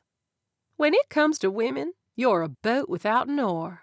Have you got something better to do than discuss women while in the trunk of a car as you're driven to your death? Devlin sighed. Sure. Why don't I romanticize a relationship where Autumn rescues me, and I kiss her senseless, prompting her to sacrifice an FBI career to join me in a dull life in WITSEC? Or you could think more on the short term rather than the improbable. What's that mean? Joy snorted. Aren't you precious? I'm referring to a one-night stand. I'm not setting that sort of example for my daughter. Honey, she doesn't have to know. I'd know. Joy sighed. Suit yourself. I'm going back to watch the determined FBI heroine ride to your rescue. I guarantee she's thinking about a one-night stand. Really? No reply came. Autumn knew his secret, which meant she was already a woman Devlin didn't have to lie to. Still, he couldn't embark on a relationship under these circumstances. Besides, he needed to focus on the escape plan. The rogue cop would know his career was shattered the minute Autumn caught up to him. Jail would probably be as horrible a prospect for an officer as failing the Gambino family would be. Cornered animals became wild and unpredictable. Devlin felt the car slowing. Joy, where are we? On my lands, honey, we are nowhere. The side of a deserted road off Highway 99. That sounds ominous. Was this his place of execution? How far away is Autumn? Joy didn't reply. Joy? Hold your britches, I'm checking. Her tone turned doleful. She's too far, honey. Too far. Since rescue wasn't an option, Devlin contemplated the other means of escape he'd been conjuring while riding in the trunk. When the trunk opened, searing light blinded him. Devlin lashed out a leg, feeling it land in the soft flesh of the cop's abdomen. The cop let out a cough as Devlin leapt out of the trunk. He plowed into the cop, who was hunched over from the kick. But the cop grabbed him around the waist and hurled Devlin aside. With his hands cuffed, Devlin couldn't catch himself. He tried, stumbled, and landed on his back. A boot drove into his stomach. Devlin gasped at the pain before curling into a ball and taking the next kick to his guarded side. "Get up!" the cop snarled. Blinking, Devlin looked up at the cop. Was he a real policeman? Oath to protect and serve? His crew cut looked the part, and no one at the station had given him a second glance when he'd escorted Devlin outside. His badge read Mazzoni. Devlin uncoiled and struggled to his feet. If you let me go, I'll tell you the location of heroin. Lots of heroin. Devlin glanced at Joy, who appeared to be biting her nails. Mazzoni grinned, revealing a mouth of metal, gold teeth and silver caps in a haphazard arrangement. Devlin cringed. And how does a Mr. Do-Gooder fake fortune-teller know about heroin? He paused a beat, then added, Let's make a different bargain. Mazzoni's low, menacing voice made Devlin realize he'd played the wrong hand, or that maybe no right hand existed with a man like this. Visions of the Tower tarot card flashed before him, a high, straight spire on a mountaintop being struck by lightning and set ablaze. Upright, it symbolized upheaval and disaster. Devlin squeezed his eyes shut and pressed his hands to his aching abdomen. How about you tell me about this intriguing stash of heroin, and I don't mention Oscar's daughter to him? Devlin's lids flew open. Ha! He doesn't know, does he? Mazzoni smirked. Yeah, I heard the story about your wife. The timing is right. Devlin shook his head, as his temple throbbed as if a vice squeezed around his head. Mazzoni ran a lazy tongue across his teeth. Tell you what, you cooperate every step of the way, and I'll neglect to mention the kid. With a dry swallow, Devlin nodded. Now, tell me about this stash. After their conversation and a bathroom break behind the bushes, Devlin was crammed back in the trunk of the cop's car. He had no way of knowing if Mazzoni would betray him and tell Oscar about Kimmy, even though Devlin had given the location of the heroin. With a click, the trunk closed, and Devlin found himself once again plunged into darkness. As uncomfortable as lying in the trunk was, it afforded him the opportunity to scheme with Joy, something he wouldn't have been able to do if he sat in Mazzoni's back seat. Joy? I'm right here, sweetie. I'm so sorry about Bernard. It occurred to Devlin that even though he'd been a paramedic, Bernard was only the second person he'd seen shot directly in front of him. At the time, he'd flashed back to that terrible day when Rachel had been shot, But his medical training had enabled him to compartmentalize the violence so he could treat Bernard, like it had when Rachel had been shot. To a sweet Southern delicacy like Joy, watching Bernard get shot must have been deeply traumatizing. I'd hoped he'd had longer to live, long enough for atonement, long enough for the Holy Spirit to lay his hands upon Bernard's bosom and turn his wayward ways into days of repentance.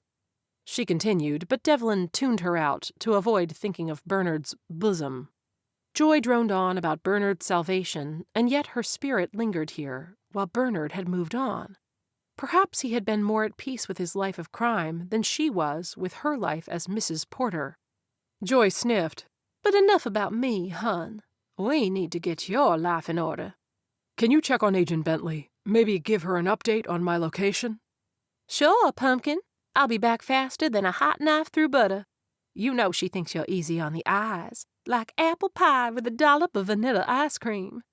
Thanks. Devlin hadn't heard that Southern analogy before, and he felt at a loss for the appropriate response. Did you know Autumn visited her grandmother weekly in her nursing home before she died? I do now. That was back when she was in college. As an FBI agent, though, she's somewhat of a hero. Solved this Ying case and saved a girl's life. All in a day's work with a woman like that. Oh, and she cooks. I hear she makes Sunday morning biscuits so fluffy and delicious they'd make you slap your mama. Devlin pinched the bridge of his nose. Was Joy honestly trying to match them together? A matchmaking ghost. This was a first for him. Joy, he began, hoping to pull her back to reality. For heaven's sakes, I'm captive in the trunk of a dirty cop's car. I'm not interested in Autumn romantically, and I'm not discussing her biscuits. Why? Are you gluten-free? She cackled. Although, when you put it that way, it does conjure a different image. Besides, it's not like you have something better to do. Her voice trailed off as her presence dissipated. Devlin suppressed a sigh. Joy was helping tremendously. Perhaps Devlin could have indulged the ghost. He couldn't recall the last time he gossiped with another person about an eligible woman, or her biscuits. Joy'd been correct. Devlin had nothing better to do, all scrunched up in the back of a trunk. Why not fantasize about a beautiful woman with a self-assured style? He could forget the endless hum of the tires and the hard surface by envisioning running a finger along Autumn's soft skin. Her lips would curl in an invitation, and then she'd stretch up to her toes and press her lips to his. Better than apple pie. Yeah, right. He had nothing to offer a remarkable woman like that. He was a former paramedic turned psychic reader who'd become a widower and father all in one horrible and miraculous night. He needed Autumn to be a decent law enforcement officer who helped him out of a sense of duty before bidding him good day. Bidding him good day? What was she, Annie Oakley? Joy's Southern references were melting his brain.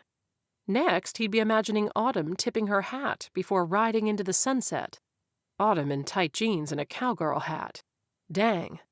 Yup, she was apple pie with a side of vanilla ice cream. Devlin rolled his shoulders and adjusted his position in the tight space.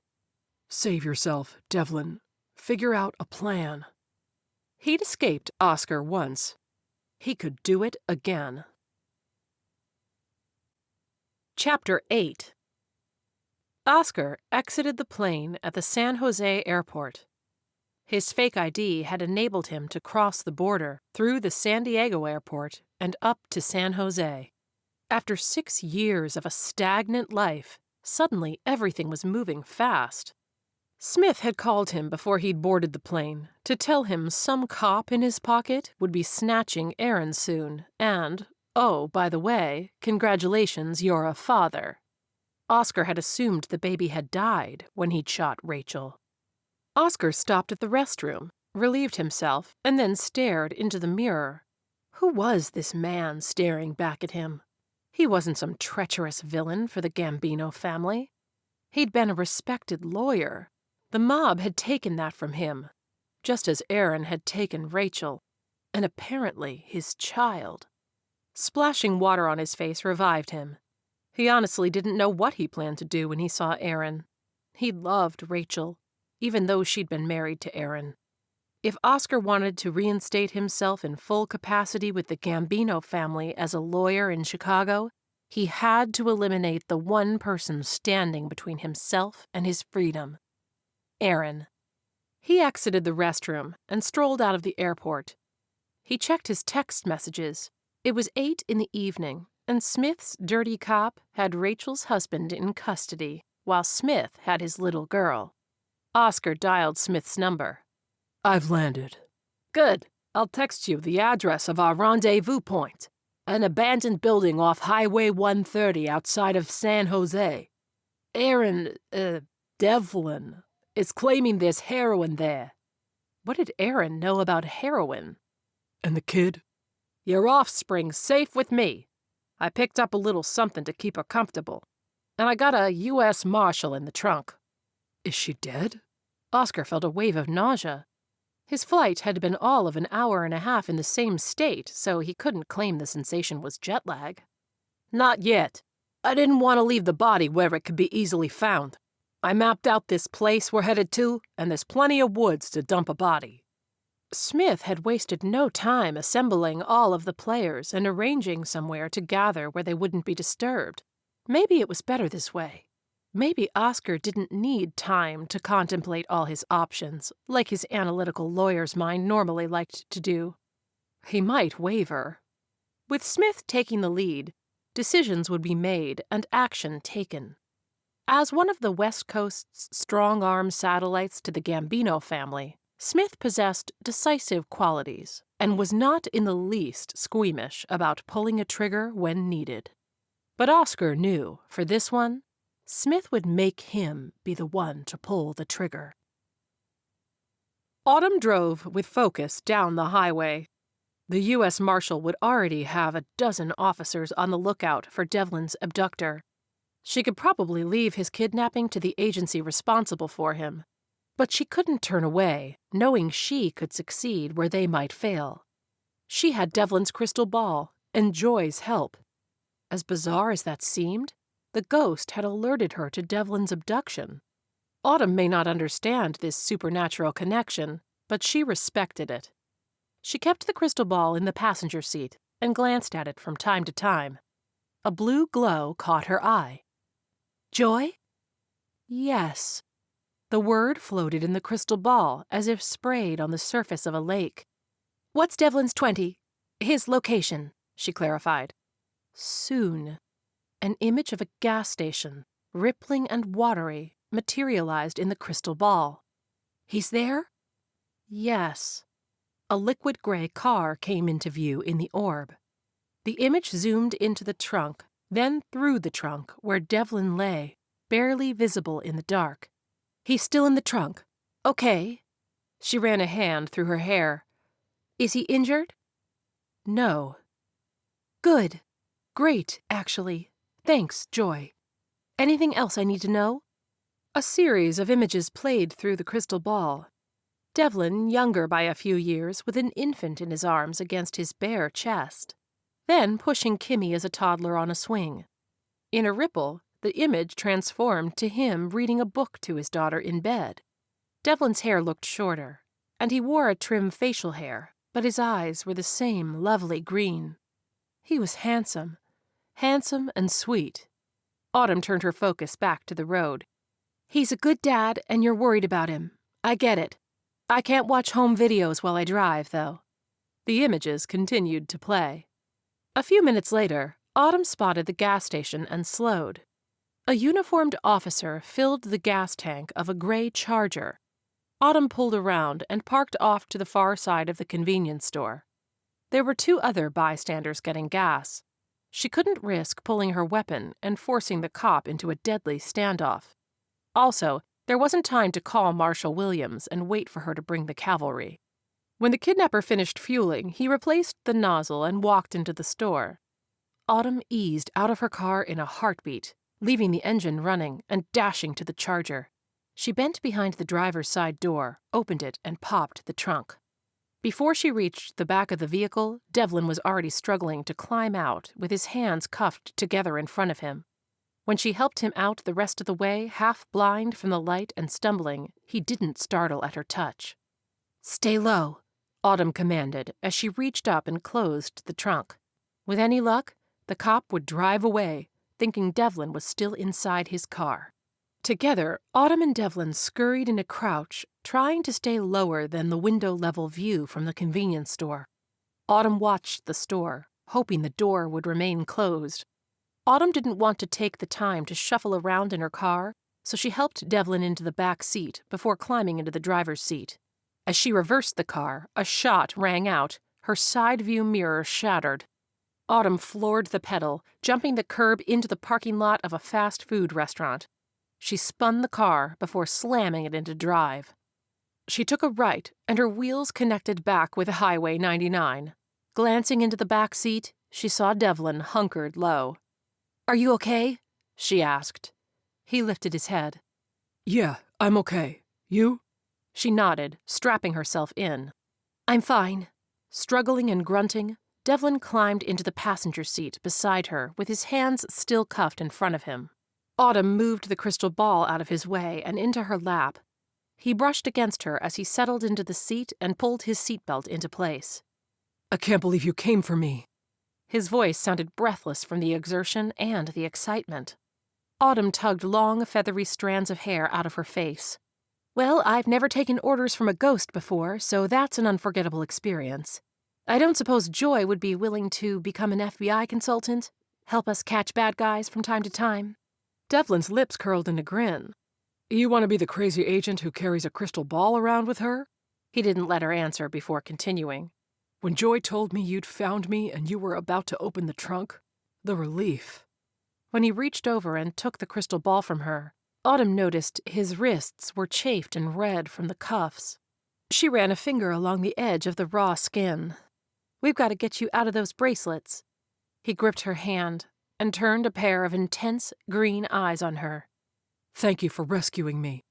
Autumn turned her attention back to the road, stifling the surprise rush of heat at his touch and his stare.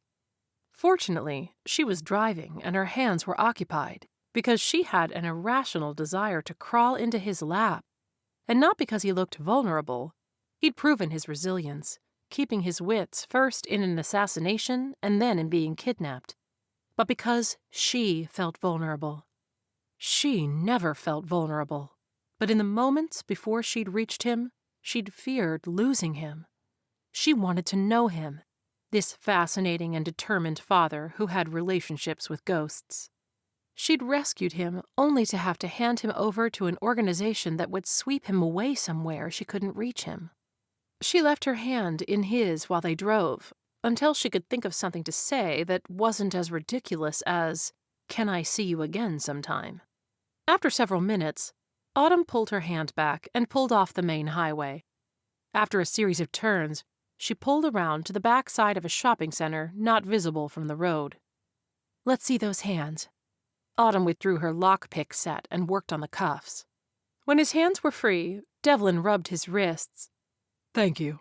She stayed leaning toward him, recalling the bare-chested image Joy had shown her. What did those lips taste like? And why did she ache to know? Had she learned nothing from her cheating fiancé? Was she going to wear her attraction openly for Devlin to see? He started to lean forward when Autumn's phone rang. She pulled it out of her jacket pocket. "It's Harriet." Harriet probably wanted the reassurance of hearing Devlin's voice rather than Autumn's, so she handed the phone to Devlin. Devlin took the phone, cooling his fervor. He'd wanted to kiss Autumn more than he'd wanted his next breath.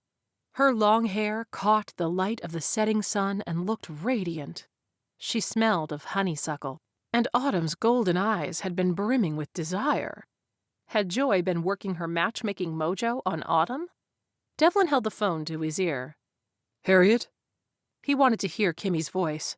Although he'd been with her just an hour ago, many terrible events had transpired since then. U.S. Marshal Williams can't come to the phone right now. Devlin's stomach hit rock bottom. Oscar. He hadn't heard that voice in 6 years, but he recognized it instantly. Autumn's head jerked in his direction. Devlin's world tilted on its axis. If Oscar had Harriet's phone and Harriet, then he had Kimmy, too. Aaron, is that you? Oscar asked, his coy tone suggesting he already knew Devlin was on the other end of the line. Devlin's throat constricted. No one had called him that name since he'd gone into witness protection. With shaking hands, he put the phone on speaker and set it down on the console of the car. Where's Kimmy? He hated how pleading his voice sounded. His tone conveyed that he'd be willing to give Oscar whatever he wanted for Kimmy's safe return. You didn't tell me I had a daughter. Devlin's mind raced back to the timing of the conversation with the cop. Mazzoni had promised not to tell Oscar about Kimmy if Devlin obeyed, but since Kimmy was in Oscar's custody so soon, the cop had evidently already told him. Daddy? Devlin threw a hand over his mouth to keep from screaming at the sound of Kimmy's frightened, tentative voice. Red waves swam before his vision as his temples throbbed. A firm hand cupped his face. Then, too, Devlin looked into Autumn's liquid amber eyes as her touch grounded him. "You can do this," she mouthed. He nodded and lowered his hands. Autumn clasped them in her own. Hi, sweetie, Devlin said into the phone, trying to keep the fear out of his voice. I want to go home. I know, Kimmy. I'm coming to get you. Aaron. Oscar's voice came back to the forefront. Your abductor told the guy I answer to that you know the whereabouts of a stash of heroin. He wants to meet there. Of course he does. What happens when I do? Devlin's voice hardened. He felt as if Autumn was infusing strength into him. We have a conversation, but you have to come alone. You swear to me right now that Kimmy remains unharmed, no matter what happens. I'm not going to injure my own child. I'm not a monster. Oh, but he was, Devlin knew. Even though he'd loved Rachel, he'd barely hesitated shooting her when she and Devlin were escaping, and he'd sworn he would kill Devlin too. How much darker had Oscar sank after 6 years living in hiding? How many times would he have plotted in his mind the ways to kill him? I'll be there. Devlin ended the call. Chapter 9. As Devlin stared at the blank screen of the phone, the car seemed to close around him. He had a sudden, demanding need for air. He thrashed, found the handle, and shoved the passenger door open. He stumbled out before falling to his knees. Not Kimmy. Everything Devlin had built to keep Kimmy safe had crumbled in a matter of hours. As he knelt on the asphalt, clutching his stomach, he felt spirits converging. His anguish was summoning them. Autumn stood a few feet from him, her hair whipped around in the frenzied disturbance created by the ghosts. Murmurs and whispers rushed around him. So much suffering. Sometimes the anguished ghosts were drawn like magnets to the suffering of the living, especially since the veil between the spirit world and the world of flesh thinned on All Hallows' Eve. Leave me, Devlin commanded. He couldn't help any of them right now. He needed to help himself, to pull himself together. Gentle arms wrapped around him, pulling him to his feet and into safety. Autumn held him, stroking his hair. Her face was so close, he could feel the warmth of her breath. "We'll get her back, Devlin." He sniffed. Damn right we will. Devlin tried to take a step back, but Autumn kept her hold on him. "Just take a moment. Take a moment to breathe." Devlin relaxed in her embrace as his arms wrapped around her narrow waist. He hadn't embraced another woman since Rachel. After a few steadying breaths, he looked down at her. I'm okay. Autumn moved her hands to his face, brushing against his short hair. Compassionate eyes bore into his soul. She stretched up to him and pressed her lips to his. Devlin startled from some combination of surprise at her boldness and shock at his body's heated reaction. Autumn stepped back, running a hand through her hair. "Damn, I'm sorry. That was completely uncalled for." Devlin closed the gap between them, bent down, and kissed her. He moved his hands from her jaw around to her neck before crushing his body against hers and devouring her in a heated kiss.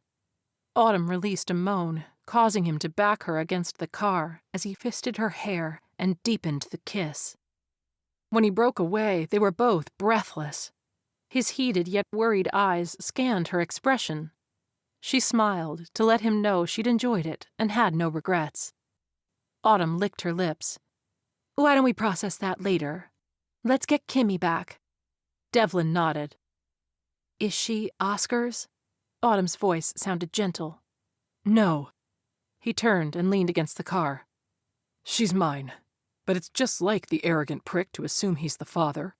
I'm not going to correct him if it means he's less likely to hurt Kimmy, thinking she's his." He shoved his hands in his pockets. "Rachel and I were married when she took the junior associate position with Oscar's law firm, later discovered to be one of the firms in the pocket of the Gambino crime family.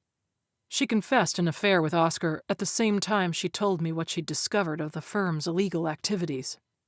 We plotted for months on how to safely dissociate ourselves. By the time our plan matured to fruition and we'd saved enough money to flee, Rachel was 34 weeks pregnant." Rubbing his neck and pacing, Devlin continued. "Oscar discovered us loading the car. He'd come over to confess his love and ask why she'd shut him out for months. They fought, and she started to go into labor. In a fit of rage, he fired at me." Devlin shook his head. "It should have hit me, but Rachel shoved me out of the way and the bullet hit her. I loaded her in the car, and we were able to escape because Oscar had a meltdown. But I didn't get her to the hospital in time to save her life." His head spun from the combination of worry, hunger, and anguish of reliving that night. "Rachel stayed with me as a ghost. She's the reason I lived, guiding me to the trustworthy cops, then FBI, and eventually Harriet. When Kimmy turned 1, Rachel moved on. Told me I needed to move on also. Kimmy and I were safe." It felt so cathartic to tell someone the entirety of the story. Devlin felt a weight lifted. "Thanks for listening to me." "Thank you for sharing that with me." She rubbed a soothing hand along his bicep. "Now, let's get Kimmy back." When her smile blossomed, it nearly took his breath away. Devlin nodded and got back into the passenger seat. Autumn sat in the driver's seat and situated the vehicle headed west. "What did you do back there with the wind?" "My nervous breakdown in the parking lot?" "Something supernatural was happening. Leaves started spinning around you. Was it joy?" "It was my anguish. Not a person, just the emotion. My suffering drew spirits to me." "Do you do that often?" "That's a first for me. I think because it's Halloween, and the division between our world and the spirit world is more of a thin waterfall than a solid wall right now." "So you were telling them to leave, not me?" "Oh God, yes. You can't leave. I can't do this without you." The corners of her lips curled upward at his declaration. "Have you ever summoned ghosts like that for a customer?" "No. Sometimes lights flicker or candle flames dance, but usually the crystal ball is sufficient. I don't like so many at once. They make me cold and claustrophobic. I'm actually surprised you didn't run away screaming." It felt and looked disconcerting, but I don't run screaming from anything. Also, I trusted that whatever you were doing, you had control enough to not let it hurt me. "I'd never do anything to hurt you." Devlin stared out the window, watching a great silver moon rise above the tree line. He realized if he was going to pull off the rescue of his daughter, he would have to cast off his inhibitions and be prepared to call an army of ghosts to his side. Oscar dropped the phone back in his pocket. Aaron would show. Oscar turned and eyed the abandoned building with a scowl. Well, they were certainly not going to be bothered on Halloween night in a place like this. And with the surrounding woods, no one would hear gunshots. If they left Rachel's husband's body here, he might never be found. Smith handed Oscar a gun. "There's only one man standing between you and your freedom." "I want my job and my life back," Oscar grumbled. From Oscar's position, a foot taller than Smith, He could see the man's balding patch on the top of his head. Smith was short and stocky, but Oscar knew him to be a competent thug for the Gambino family. So we're clear. If I do this, if I eliminate Aaron, I get back into the Gambino family. I get my job back in Chicago. Yes, you go back to being an overpaid lawyer in a penthouse working for the Gambinos. Smith looked around at the surroundings. I hate spooky shit like this. This place? It doesn't creep you out? Oscar arched an eyebrow. It's just a building. Smith spit on the ground. My grandmother always swore she saw ghosts. She said if you did evil deeds, the spirits would eventually come for you. What are you smirking at? I didn't take you to be the superstitious type. You don't feel anything here? Especially on Halloween? Feel what? Oscar asked. The chill. The hair on the back of your neck standing up. I'm more worried about getting dust on my suit than stirring up ghosts and goblins. Officer Mazzoni emerged from the building. It's a nice stash of heroin. Nobody would know to check an abandoned building like this. One of my guys got wind of some DEA agents having the transport truck's plates, so the truck driver had to stash it and lay low while he found new transportation. Word on the street is only Cesar Torres's men know this cash cow's here, and some of them will be here in the morning to pick it up and take it north. Then I guess we better move it before morning. We don't want Torres knowing we took it. We'll finish up our business here, and then load it into our trunks, Smith said. Oscar would let these two men handle the heroin. He had no interest in drugs, and he had no doubt Smith knew who in the Gambino crime family would be capable of turning the stolen narcotics into cash. Mazzoni sized up the cars parked in the lot. It should all fit between the two vehicles. A thumping noise came from Smith's trunk. Guess the U.S. Marshal's awake, Smith said. She was a handful to subdue, but I caught her off guard. What do we do with her? Oscar asked. We'll finish her off, after Aaron. What about the girl? I imagine after you run a paternity test, she'll be yours. Oscar glanced at the girl in the back seat, who watched the two men with tears in her eyes and clutched the stuffed animal Smith had picked up for her when he'd bought diphenhydramine to sedate her. She looked so much like Rachel. Big green eyes stared at him. Was she his? She must be. She'll be asleep soon, Smith said. When she is, we'll canvass the building and pick a place to confront our expected guests. He shivered one last time as he looked at the building. Autumn glanced at Devlin staring out the car window. The light of the moon outlined his handsome features. She was driving a man who could talk to ghosts to meet a criminal of the Gambino crime family who held his daughter hostage. The entire situation defied comprehension, but it wasn't beyond belief, not since she'd now seen ghostly activity several times for herself. To compound the extraordinary, she had feelings for Devlin. Something was growing in the short time they'd spent together and had manifested as a spontaneous kiss. And that was no tentative first kiss. Autumn had had first kisses. Timid ones, exploratory ones, delicate ones. The electric and sizzling kiss she'd shared with Devlin had been unbelievable. Maybe he was an angel.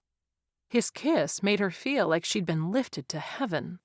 It drove away the pain she'd been harboring from her cheating fiancé.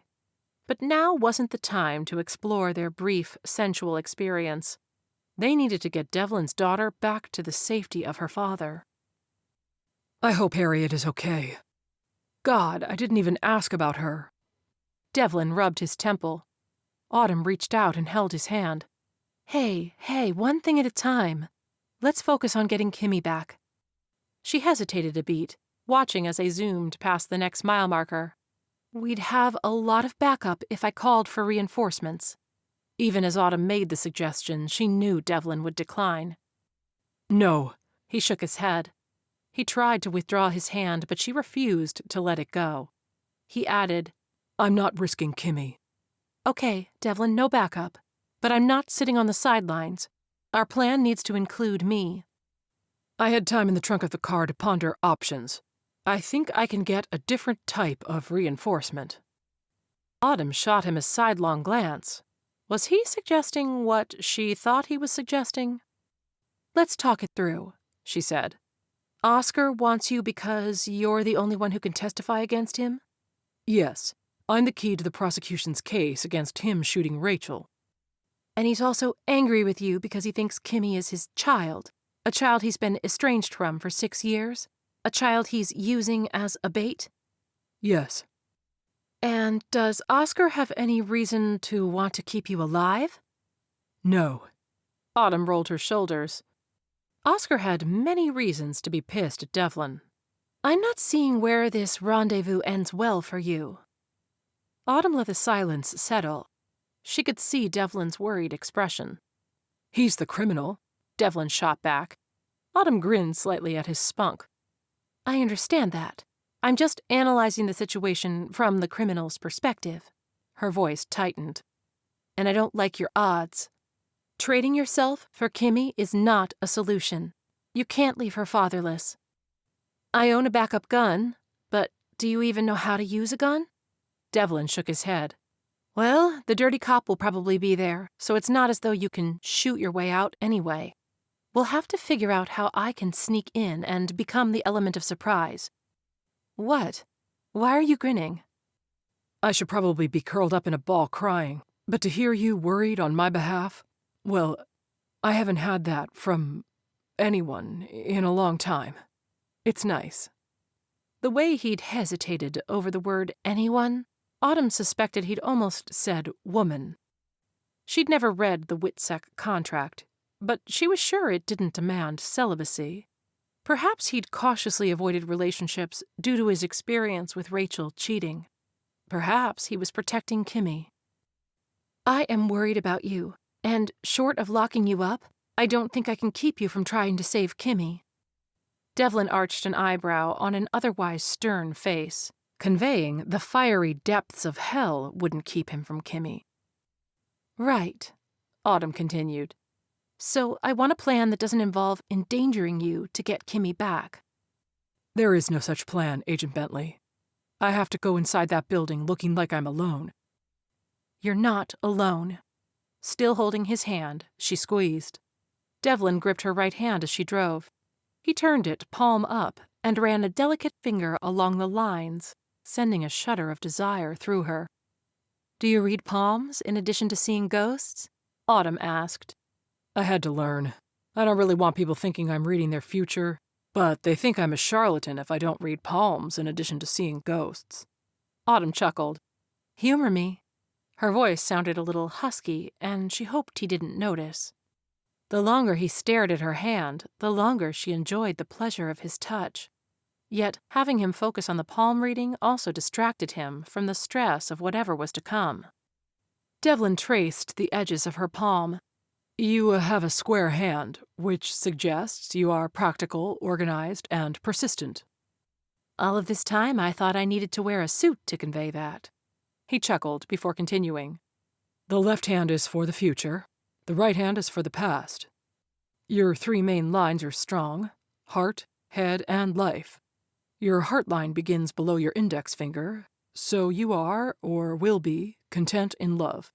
It's also very straight, suggesting a good handle on emotions. It's not wavy to suggest a plethora of superficial lovers. A small line crossing through here suggests trauma. She shifted in her seat. Now, your headline doesn't join your lifeline. Is that good or bad? It means you're adventurous. He winked at her. But it's also deep, so you're a clear, focused thinker. Devlin ran a finger from midway between her index finger and thumb, down toward her wrist. Autumn resisted the urge to suck in a deep breath and betray how tantalizing his touch felt to her. Your lifeline curves nicely, plenty of energy. And it's deep, suggesting vitality. He looked up at her with wide eyes and a pleasant grin. Autumn swallowed. Whatever you charge to do that isn't enough. You're the only person I've touched that tenderly while doing a reading. I'm honored. She groaned inwardly. Apparently, her brain had taken a hiatus, leaving her with lame words. Devlin grinned, lifted her palm to his lips, and pressed a kiss into her hand. He took a deep breath. Okay, I have a plan to get Kimmy back. We're going to need Joy to give us a detailed layout of the rendezvous building. Chapter 10. Devlin climbed out of Autumn's car and walked to the driver's side. He lowered over her in a close, protective fashion before she could leave. Behind her, a full moon lit the sky, growing more magnificent as the dusk sky darkened. Listen, Autumn. No goodbyes. We've got a good plan. He pursed his lips. When Rachel told me about Oscar, we should have gone to the police. We didn't know who to trust. Maybe if I'd found a ghost to guide us, then things would have turned out differently.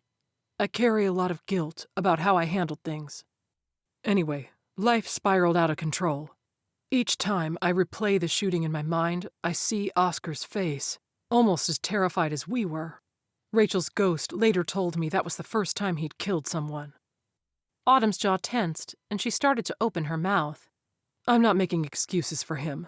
He's an animal and a murderer. I guess I'm making excuses for me. Autumn shook her head.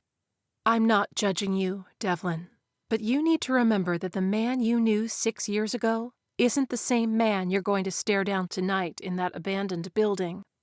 Maybe he wasn't prone to violence and was caught in a jealous rage that night, and maybe he's made a series of bad decisions, but he's been a wanted murderer for 6 years, and there's no telling what he's become, or who else he's put a bullet into to stay hidden all this time. Devlin blew out a breath as he nodded. Autumn cupped his chin and ran a thumb along his jaw. I've got your back, Angelo. He grinned. Who's the guardian angel in this scenario? We'll guard each other. He gripped her shoulders. I know. Autumn's breath hitched as she stared into his vibrant eyes, but neither she nor Devlin moved closer to each other. Devlin stepped aside, giving Autumn space to leave as he situated himself in the driver's seat of the car. I'll see you soon. Autumn took off at a trot under the cover of darkness. Devlin pulled the door shut before putting the vehicle in drive. Joy appeared beside him, sitting on the passenger seat.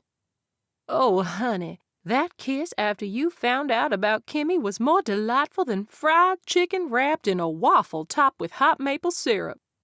That's a thing? Fried chicken and waffles? Sure is. You haven't lived until you've had Southern-style chicken and waffles. Don't forget the fixins. Pancake syrup, bourbon, and salted butter. Mouth-watering good. Devlin chuckled. Hey, you didn't kiss that little filly just now when she left. Devlin frowned. It would have felt too much like a goodbye kiss. Anyway, are we ready at the asylum? When Devlin took the next right, the psychiatric hospital came into view. I reckon we're ready, Joy confirmed. The 3-story structure was made of red brick, partially covered in creeping vines. Oversized paned windows, thick with grime, loomed on every floor. In daylight, it probably had an unassuming blandness. Tonight, bathed in watery moonlight and surrounded by twisted trees that already had shed their leaves, it looked diabolical. Genius plan. Rendezvous in a spooky building on Halloween. Well, it was Oscar's mistake. What about Cesar Torres or any of his men showing up tonight? Devlin didn't want another layer of complexity. Not tonight. They had plans to move the heroin stash tomorrow. As Devlin parked the car beside 2 other cars, he recognized the Charger as belonging to Metalmouth Officer Mazzoni. Oscar wasn't alone. No matter. Neither was he. Devlin walked to the building and pushed open the door. Oscar? He had announced his arrival. Quietly, to Joy floating beside him, he added, Where are they? First floor. They found the heroin art in a closet. Devlin peered down a long, dark corridor. Light flickered from the entrance room in the distance. As he followed the glow, Joy added, The dirty cop is coming up behind you. Devlin raised his hand so Mazzoni could see he was unarmed. Although he wasn't helpless anymore. But Mazzoni didn't know that. A flashlight flickered on behind him. Keep walking. Did you find the heroin, as promised? It's a pretty stash.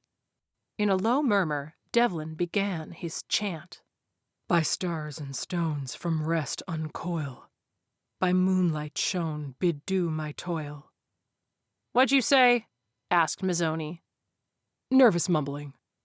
Devlin quietly continued, feeling the presence of spirits assembling as he laced his words with all the worry and pain and suffering he'd ever experienced. Knock it off, the cop growled. When Devlin reached the large room on the right, a bright moon shone through an expansive wall of windows. This had been the cafeteria, according to Joy's detailed layout of the place. There were no tables now, only one large chamber with 2 exit points and a set of doors leading to the kitchen. Layers of dust and grime covered the floors and filled the corners of the room. Devlin saw Oscar, and at his feet, a small ball. His heart leapt into his throat. When he tried to step forward, Mazzoni yanked him back by his shirt collar. What have you done to Kimmy? Over-the-counter sedative. She's fine. I'm not a monster, Aaron. Devlin turned to look at Oscar. He'd changed his appearance. Silicone implants to enhance his cheeks, and a hairline that had receded substantially over the years. His build was still thin, but he looked almost gaunt now. A man Devlin didn't recognize stood next to Oscar. He was short and stout, with rosacea lines on his wrinkled face. A bulge under his leather jacket betrayed the presence of a weapon. His dark eyes looked like lumps of cold, lifeless coal. Oscar may not claim to be a monster, but this man certainly was one. Where's Harriet? Alive, for now. Oscar, you have millions in heroin. Just take the stash and go. Leave Kimmy and me here. You were never going to tell me I was a father? You're a criminal. I had to protect her. Are we done with the reunion?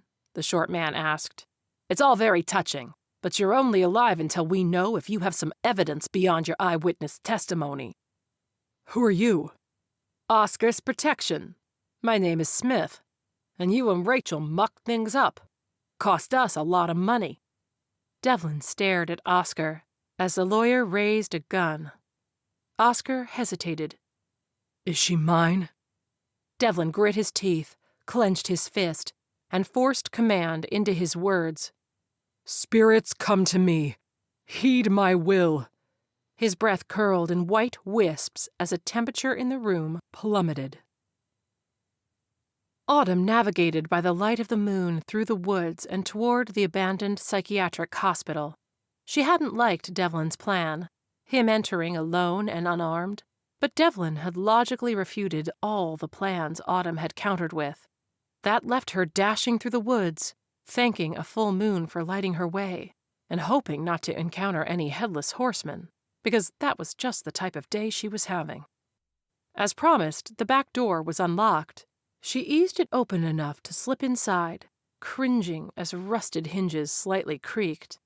Silently, leading with her Glock, Autumn followed the murmur of voices to the cafeteria, which she knew from Devlin's description had 2 entry points, plus a third through the food preparation area.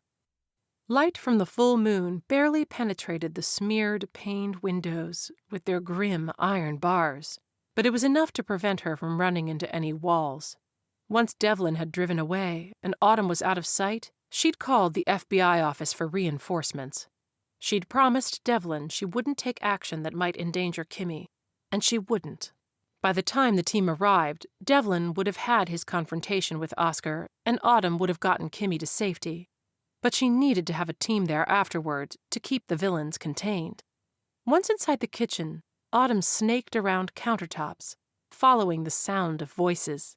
When she peered through the small circular window on a door separating the kitchen from the cafeteria, her stomach clenched. The cop who'd kidnapped Devlin stood behind him, holding a gun to his back. 2 men stood facing Devlin with their backs to the door. 3 against 1. But Kimmy? Where was Kimmy? There, curled in a ball, sleeping on the floor with a blanket for a pillow. Autumn stifled the urge to race to Devlin's rescue, recalling her conversation with him in the car. Your first objective is getting Kimmy to safety. I'm not abandoning you. So you better not come for me until Kimmy is safe. I'm going to pull a snatch and grab while the scheming villain delivers his monologue? Autumn had questioned the validity of Devlin's plan. You'll have a signal. What signal? You'll know it when you feel it, he'd said. Feel it. As promised, Autumn felt something like cold tentacles and a brief submersion in frigid water that left her a bit breathless. She eased the door as the thick, dark clouds covered the moon and plunged the room into darkness. The cop's flashlight flickered out. The room erupted in panicked shouts, but Autumn kept steady pursuit of her objective as she scooped up Kimmy's warm little body. She slunk back behind the kitchen door, carrying the sleeping child. Devlin shivered, partly from cold and partly from fear. Was he out of his mind summoning so many spirits? And one's dwelling in an abandoned asylum, no less. Troubled spirits, tortured spirits. Yet, from what he knew of ghosts, they couldn't physically harm anyone, and none of them were outright evil. They could cause a fright, which might be harmful to someone in a hazardous environment, a forest, stairs, or dark abandoned buildings, or to someone with a heart condition. But by and large, they weren't malicious, and often wanted to help and feel a connection to the living. Devlin had never attempted to demand help from so many, but he'd never been in a situation where his daughter was in danger. What the hell's happening? Oscar snapped. Spirits flooded into the room, spiraling and filling the space. Like a miniature magical tornado, they stirred in the air, whipping up dust and disrupting the battery-powered flashlight. Devlin was the only one who could see the spirits, so while others felt the wind blowing past them and heard rattling windows, Devlin could see their gray, navy, white, and gold brilliance. Outside, the clouds blanketed the moon, and all was submerged in darkness. He used the distraction to drop to the floor and sweep a leg out wide. He struck Mazzoni's knee with a crack and heard the cop scream and fall onto his back. Devlin rolled toward the hallway. When he sprang to his feet, Joy hovered by the exit, lighting Devlin's escape route. Aaron! Oscar called into the dark void. What's going on? Smith, the girl is missing. Devlin smirked, even as he ran for the exit. Autumn had succeeded. Wonder Woman she was indeed. She'd gathered Kimmy in her arms and whisked her to safety. Devlin ran down the corridor, trusting the streaks of light along the floor that Joy created. She was saving his life. "Oh, honey, you gone and done it now. You made those men madder than hornets on fire." When Devlin reached the front doors, he grasped the handle with both hands. It didn't budge. Damn! The cop must have locked it behind him. From the cafeteria, a flashlight emerged, sweeping in his direction. Devlin didn't have time to fumble for the lock in the dark, or to ask Joy to show him where it was. He spun and sprinted toward the back of the building. Joy! Devlin gasped between breaths. I need an alternate exit. "I'll guide the way, but I sure as hell can't make you bulletproof." A shot rang out. Chapter 11. Autumn felt her blood run cold when she heard a gunshot. As she laid Kimmy down in the back seat of her car, the little girl looked at her groggily and smiled. "Autumn." She gave the girl a strained smile. She might never smile at her again if she didn't save her father.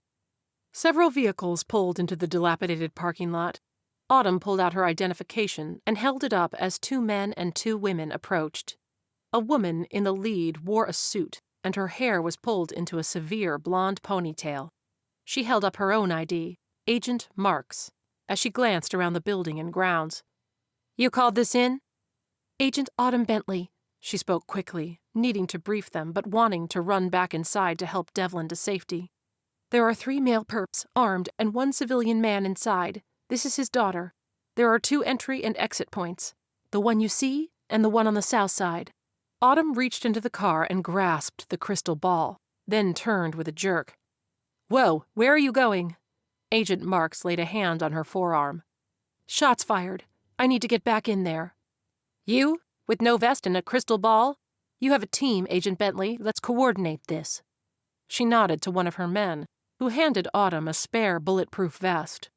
Autumn pursed her lips before nodding. As she donned the vest, she spoke. "You two cover the rear." She pointed to the 2 male agents. "Anyone who comes out of the building gets arrested. You," she turned to the non-lead female, "guard the door and guard the child.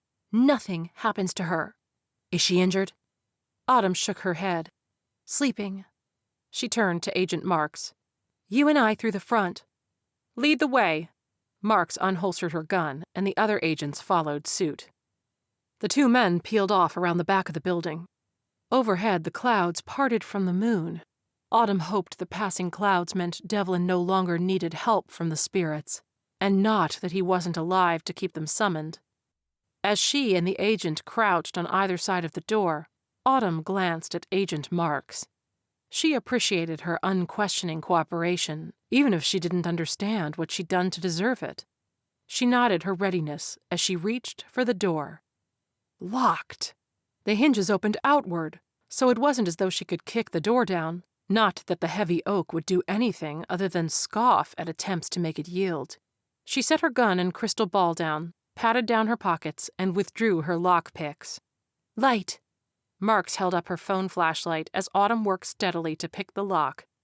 She felt the spring give way. As she turned the handle, the old door creaked open. She pocketed her picks, retrieving her gun and orb, and crept inside the building. Autumn strained to listen over the sound of her blood pumping like a freight train through her ears. She suppressed the urge to call to Devlin. She looked down both corridors to the right and left. Nothing. Autumn lifted the orb in her hand. "Joy, where's Devlin?" She ignored the FBI agent staring at her like she'd sprouted a horn. The crystal ball glowed blue as a white arrow appeared, pointing downward. "Down? The basement?" A liquid yes appeared in reply. "A crystal ball? Is that how you solved the Ying case?" Autumn followed the directions Joy gave her to find the stairs to the basement. "No, this contraption is an entirely new technique." So, the Ying case. Autumn's reputation from that circus had earned her Marks's team's immediate cooperation for tonight's endeavor. At least some good had come from the hype of the Ying case. "FBI, hands in the air!" Agent Marks had spotted the man a second before Autumn. The man, wearing khakis and a polo shirt, threw up his arms. No gun. Autumn recognized him from the cafeteria as the man who'd stood beside Oscar. "Get me out of here. Just get me out of here. There's something wrong with this place. I haven't hurt anyone," he said.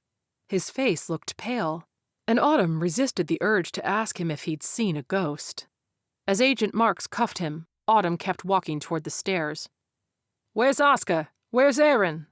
The man's questions emerged in rapid fire. Devlin. He'd always be Devlin to Autumn.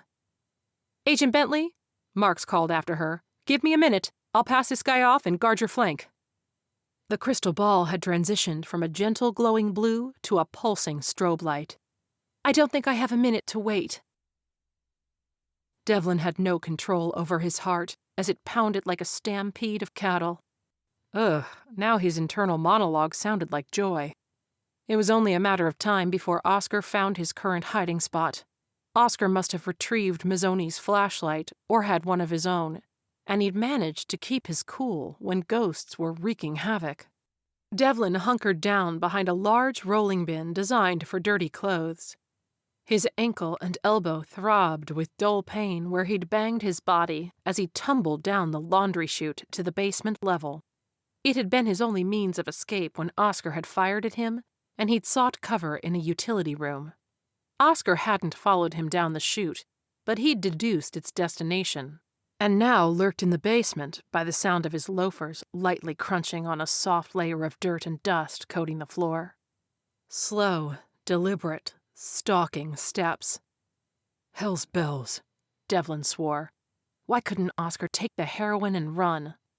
"Because he doesn't have the sense God gave a goose." Well, damn. Devlin was sounding like Joy again. The footsteps grew closer. Regardless of whatever happened to him, Kimmy was safe. Autumn had taken her to safety, and that was all that mattered. A bright white light from Oscar's flashlight pierced inside the room where Devlin crouched. He shrunk back. His last bag of tricks, chanting for spirits, wouldn't work this time. Oscar would hear him and fill him with lead before the ghosts could come to his rescue. The footsteps stopped as the light panned the floor of the room. Crap, crap, crap. Oscar would see Devlin's footprints leading to the bin. FBI! Drop your weapon! Autumn. Devlin hazarded a glance over the bin. Oscar began turning, as if intending to fire his weapon at Autumn. Not on my watch. He gripped the heavy, decrepit bin and pushed it with all his might. It crashed into Oscar, hurling him off balance and sending him into the wall with a cry of surprise and pain. The impact sent the weapon and flashlight flying. The room and hallway went dark except for a faint blue glow. 2 figures wrestled in the corridor, grunting and punching. Devlin eased past the bin and picked up the gun. He couldn't tell who was winning, but he was prepared to shoot Oscar if he bested Autumn. The light from the orb grew brighter, enabling Devlin to see the action in the hallway more clearly. In a last series of punches, Oscar crumpled to the ground. Autumn slapped cuffs on his wrists before taking a step back to catch her breath. Devlin lowered the gun he'd trained on Oscar. He peered at Autumn through the dim azure light. He couldn't tell if she was injured, but at least she was standing. Are you okay? He asked, lowering the gun. In 3 quick strides, she stood in front of him, taking the gun and slipping her hands around his waist. He dipped his head and kissed her, deep and sensuous. Every part of his body felt simultaneously light as a feather and grounded solidly in her. She moved her hands along his back. He stroked a hand over her hair. "You tell me," she said, pulling him tight to her. Yeah, you're okay. "I heard that gunshot, and it scared the hell out of me," Autumn said. You and me both. I think Joy even leaked a little ectoplasm. Autumn chuckled. Besides, Devlin said. You can't die. I don't need another ghost in my life. He glanced at Oscar. Or skeletons. "You turned out to be my angel after all. He would have shot me." He kissed her forehead. Part angel, part devil. But only in ways you might like. She laughed. "I suspect you may be right." Autumn glanced at Devlin in the back seat of her car as the parking lot of the abandoned psychiatric ward was bathed in blue and red flashing lights. While Agent Marks had apprehended the Italian mobster helping Oscar, and Autumn had made her way to the basement, the dirty cop had tried to flee via the back door, where the 2 FBI agents had waited. Now, all the men who'd been after Devlin were in police custody. Mark's team had found 25 kilograms of heroin, disguised as art on canvas, stashed exactly where Joy said it would be. Police were still securing the scene, and Autumn would have to give her statement to the police after Marks had finished with her questioning. Not to mention, she still had to write her own detailed report. Her case was closed.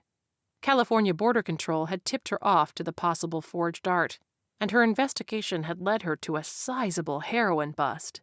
She'd probably get some ridiculous amount of credit for it, like the Ying case, when she was just doing her job.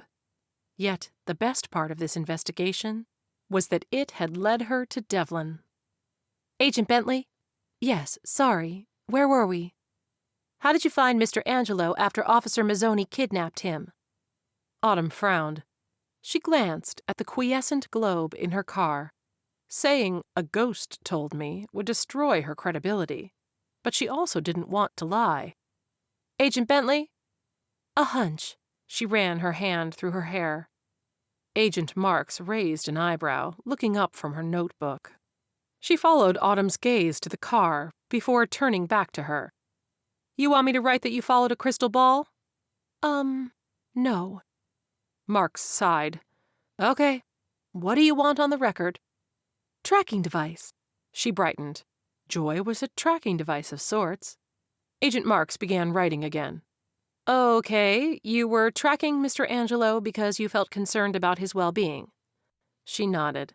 That was actually fairly accurate, even if less than 12 hours ago she'd thought he was a criminal, and 12 minutes ago he'd been kissing her senseless. I caught up with him at a gas station and snuck him out of the trunk. After that, Oscar Mooney called him on his WITSEC handler's phone. That's when we learned that Oscar, or his aide, this Mr. Smith, had overcome U.S. Marshal Williams and kidnapped Mr. Angelo's daughter. Autumn glanced over at the ambulance, where Harriet sat with an ice pack to the back of her head and a cigarette dangling from her lips. As Autumn continued to recite events, her gaze shifted intermittently to Devlin. He was free now. All threats to him had been neutralized. Would he go back to Sacramento? Chicago? Would he go back to being Aaron somebody? He'd still have to testify, but he could be a paramedic again if he wanted. How would she finagle seeing him again?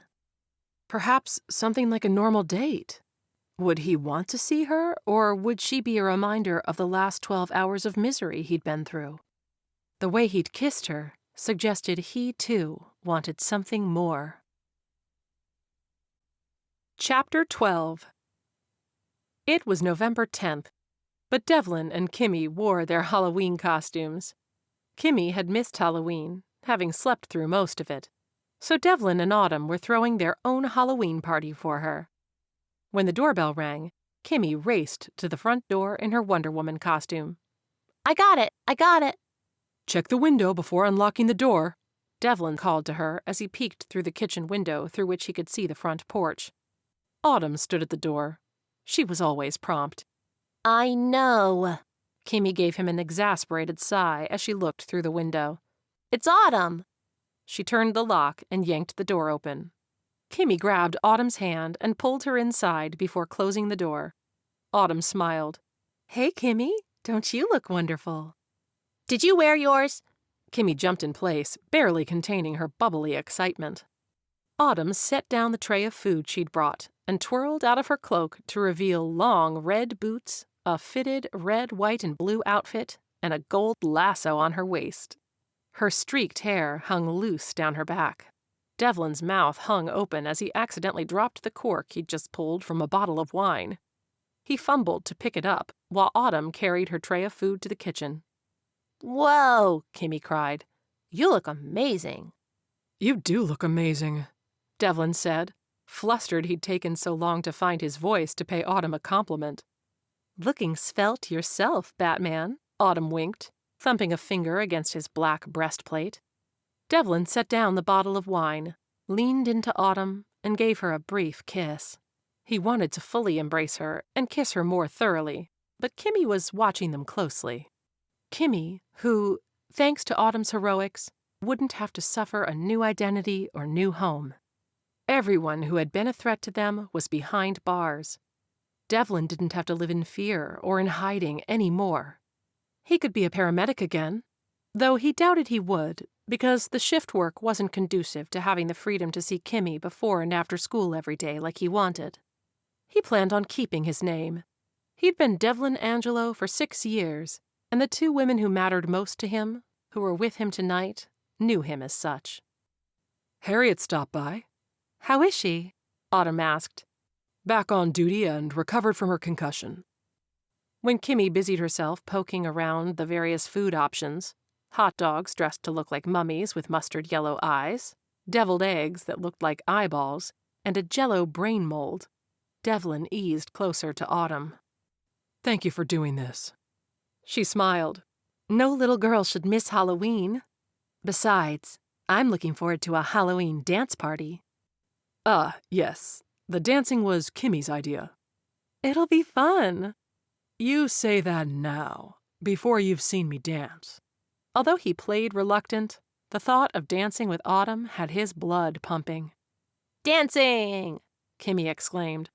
She rushed to the home audio system and started playing Monster Mash. Devlin laughed. Is Joy here? Autumn asked in a lowered voice. Somewhere close.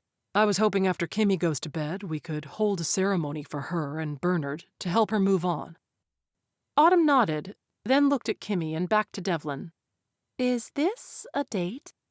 He looked her up and down with a grin. If so, That's one incredible first date outfit. He leaned closer. I'd like it to be the first of many dates. It's a little unconventional, but then so is everything about us so far. Autumn's beaming smile lit up Devlin's world. Dance! Dance! Kimmy spun circles in the living room, her Wonder Woman skirt twirling around her. Devlin took Autumn's hand and led her to the dance floor. After Kimmy had gone to bed, Devlin arranged candles in a circle and had Autumn sit within it. This is cozy. Autumn closed her legs and tucked her faux fur-lined cloak around her. Well, Joy certainly deserves a proper farewell. She saved my life a few times. Speaking of that night, I didn't want to say anything in front of Kimmy, but I thought I'd give you the wrap-up on Cesar Torres and the heroine. Joy's license plate tip paid off, and Agent Marks caught up with Bernard's killer. I identified him, so you'll remain anonymous. The hitman only ever saw you with the top hat and fake gray beard, so he can't identify you. Devlin sat down in front of Autumn. He'd also closed the psychic business to prevent anyone from tracing him there and showing up looking for revenge on account of the heroin confiscated by the FBI. Joy told me, he said. Ah, of course she did. I suppose there's no surprising a man who can talk to ghosts. Devlin took Autumn's hand, leaned forward, and gave her the kiss he'd been wanting to give her since she showed up at his door tonight. I'm surprised you're here. I'm surprised you're starting a relationship with a man with so much baggage, some of which is paranormal. I don't see baggage. I see a rough past, overcome with perseverance.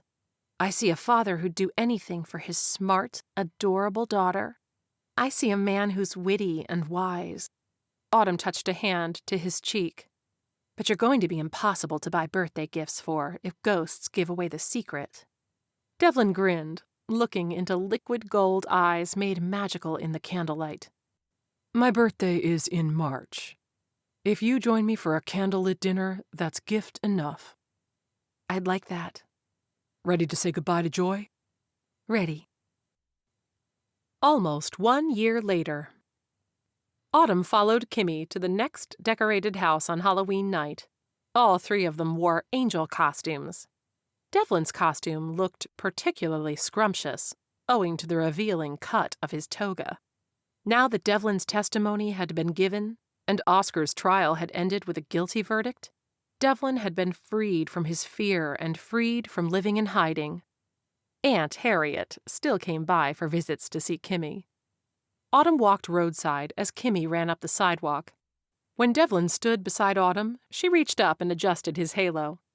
You may look like an angel, Mr. Angelo, but you bring out the devil in me. He chuckled as he wrapped an arm around her waist. Why, Mrs. Angelo, I believe we're all a bit of both. Devlin was her angel, she knew. They'd saved each other last Halloween. Devlin had given her love, family, and a life she'd never known could be so wonderful.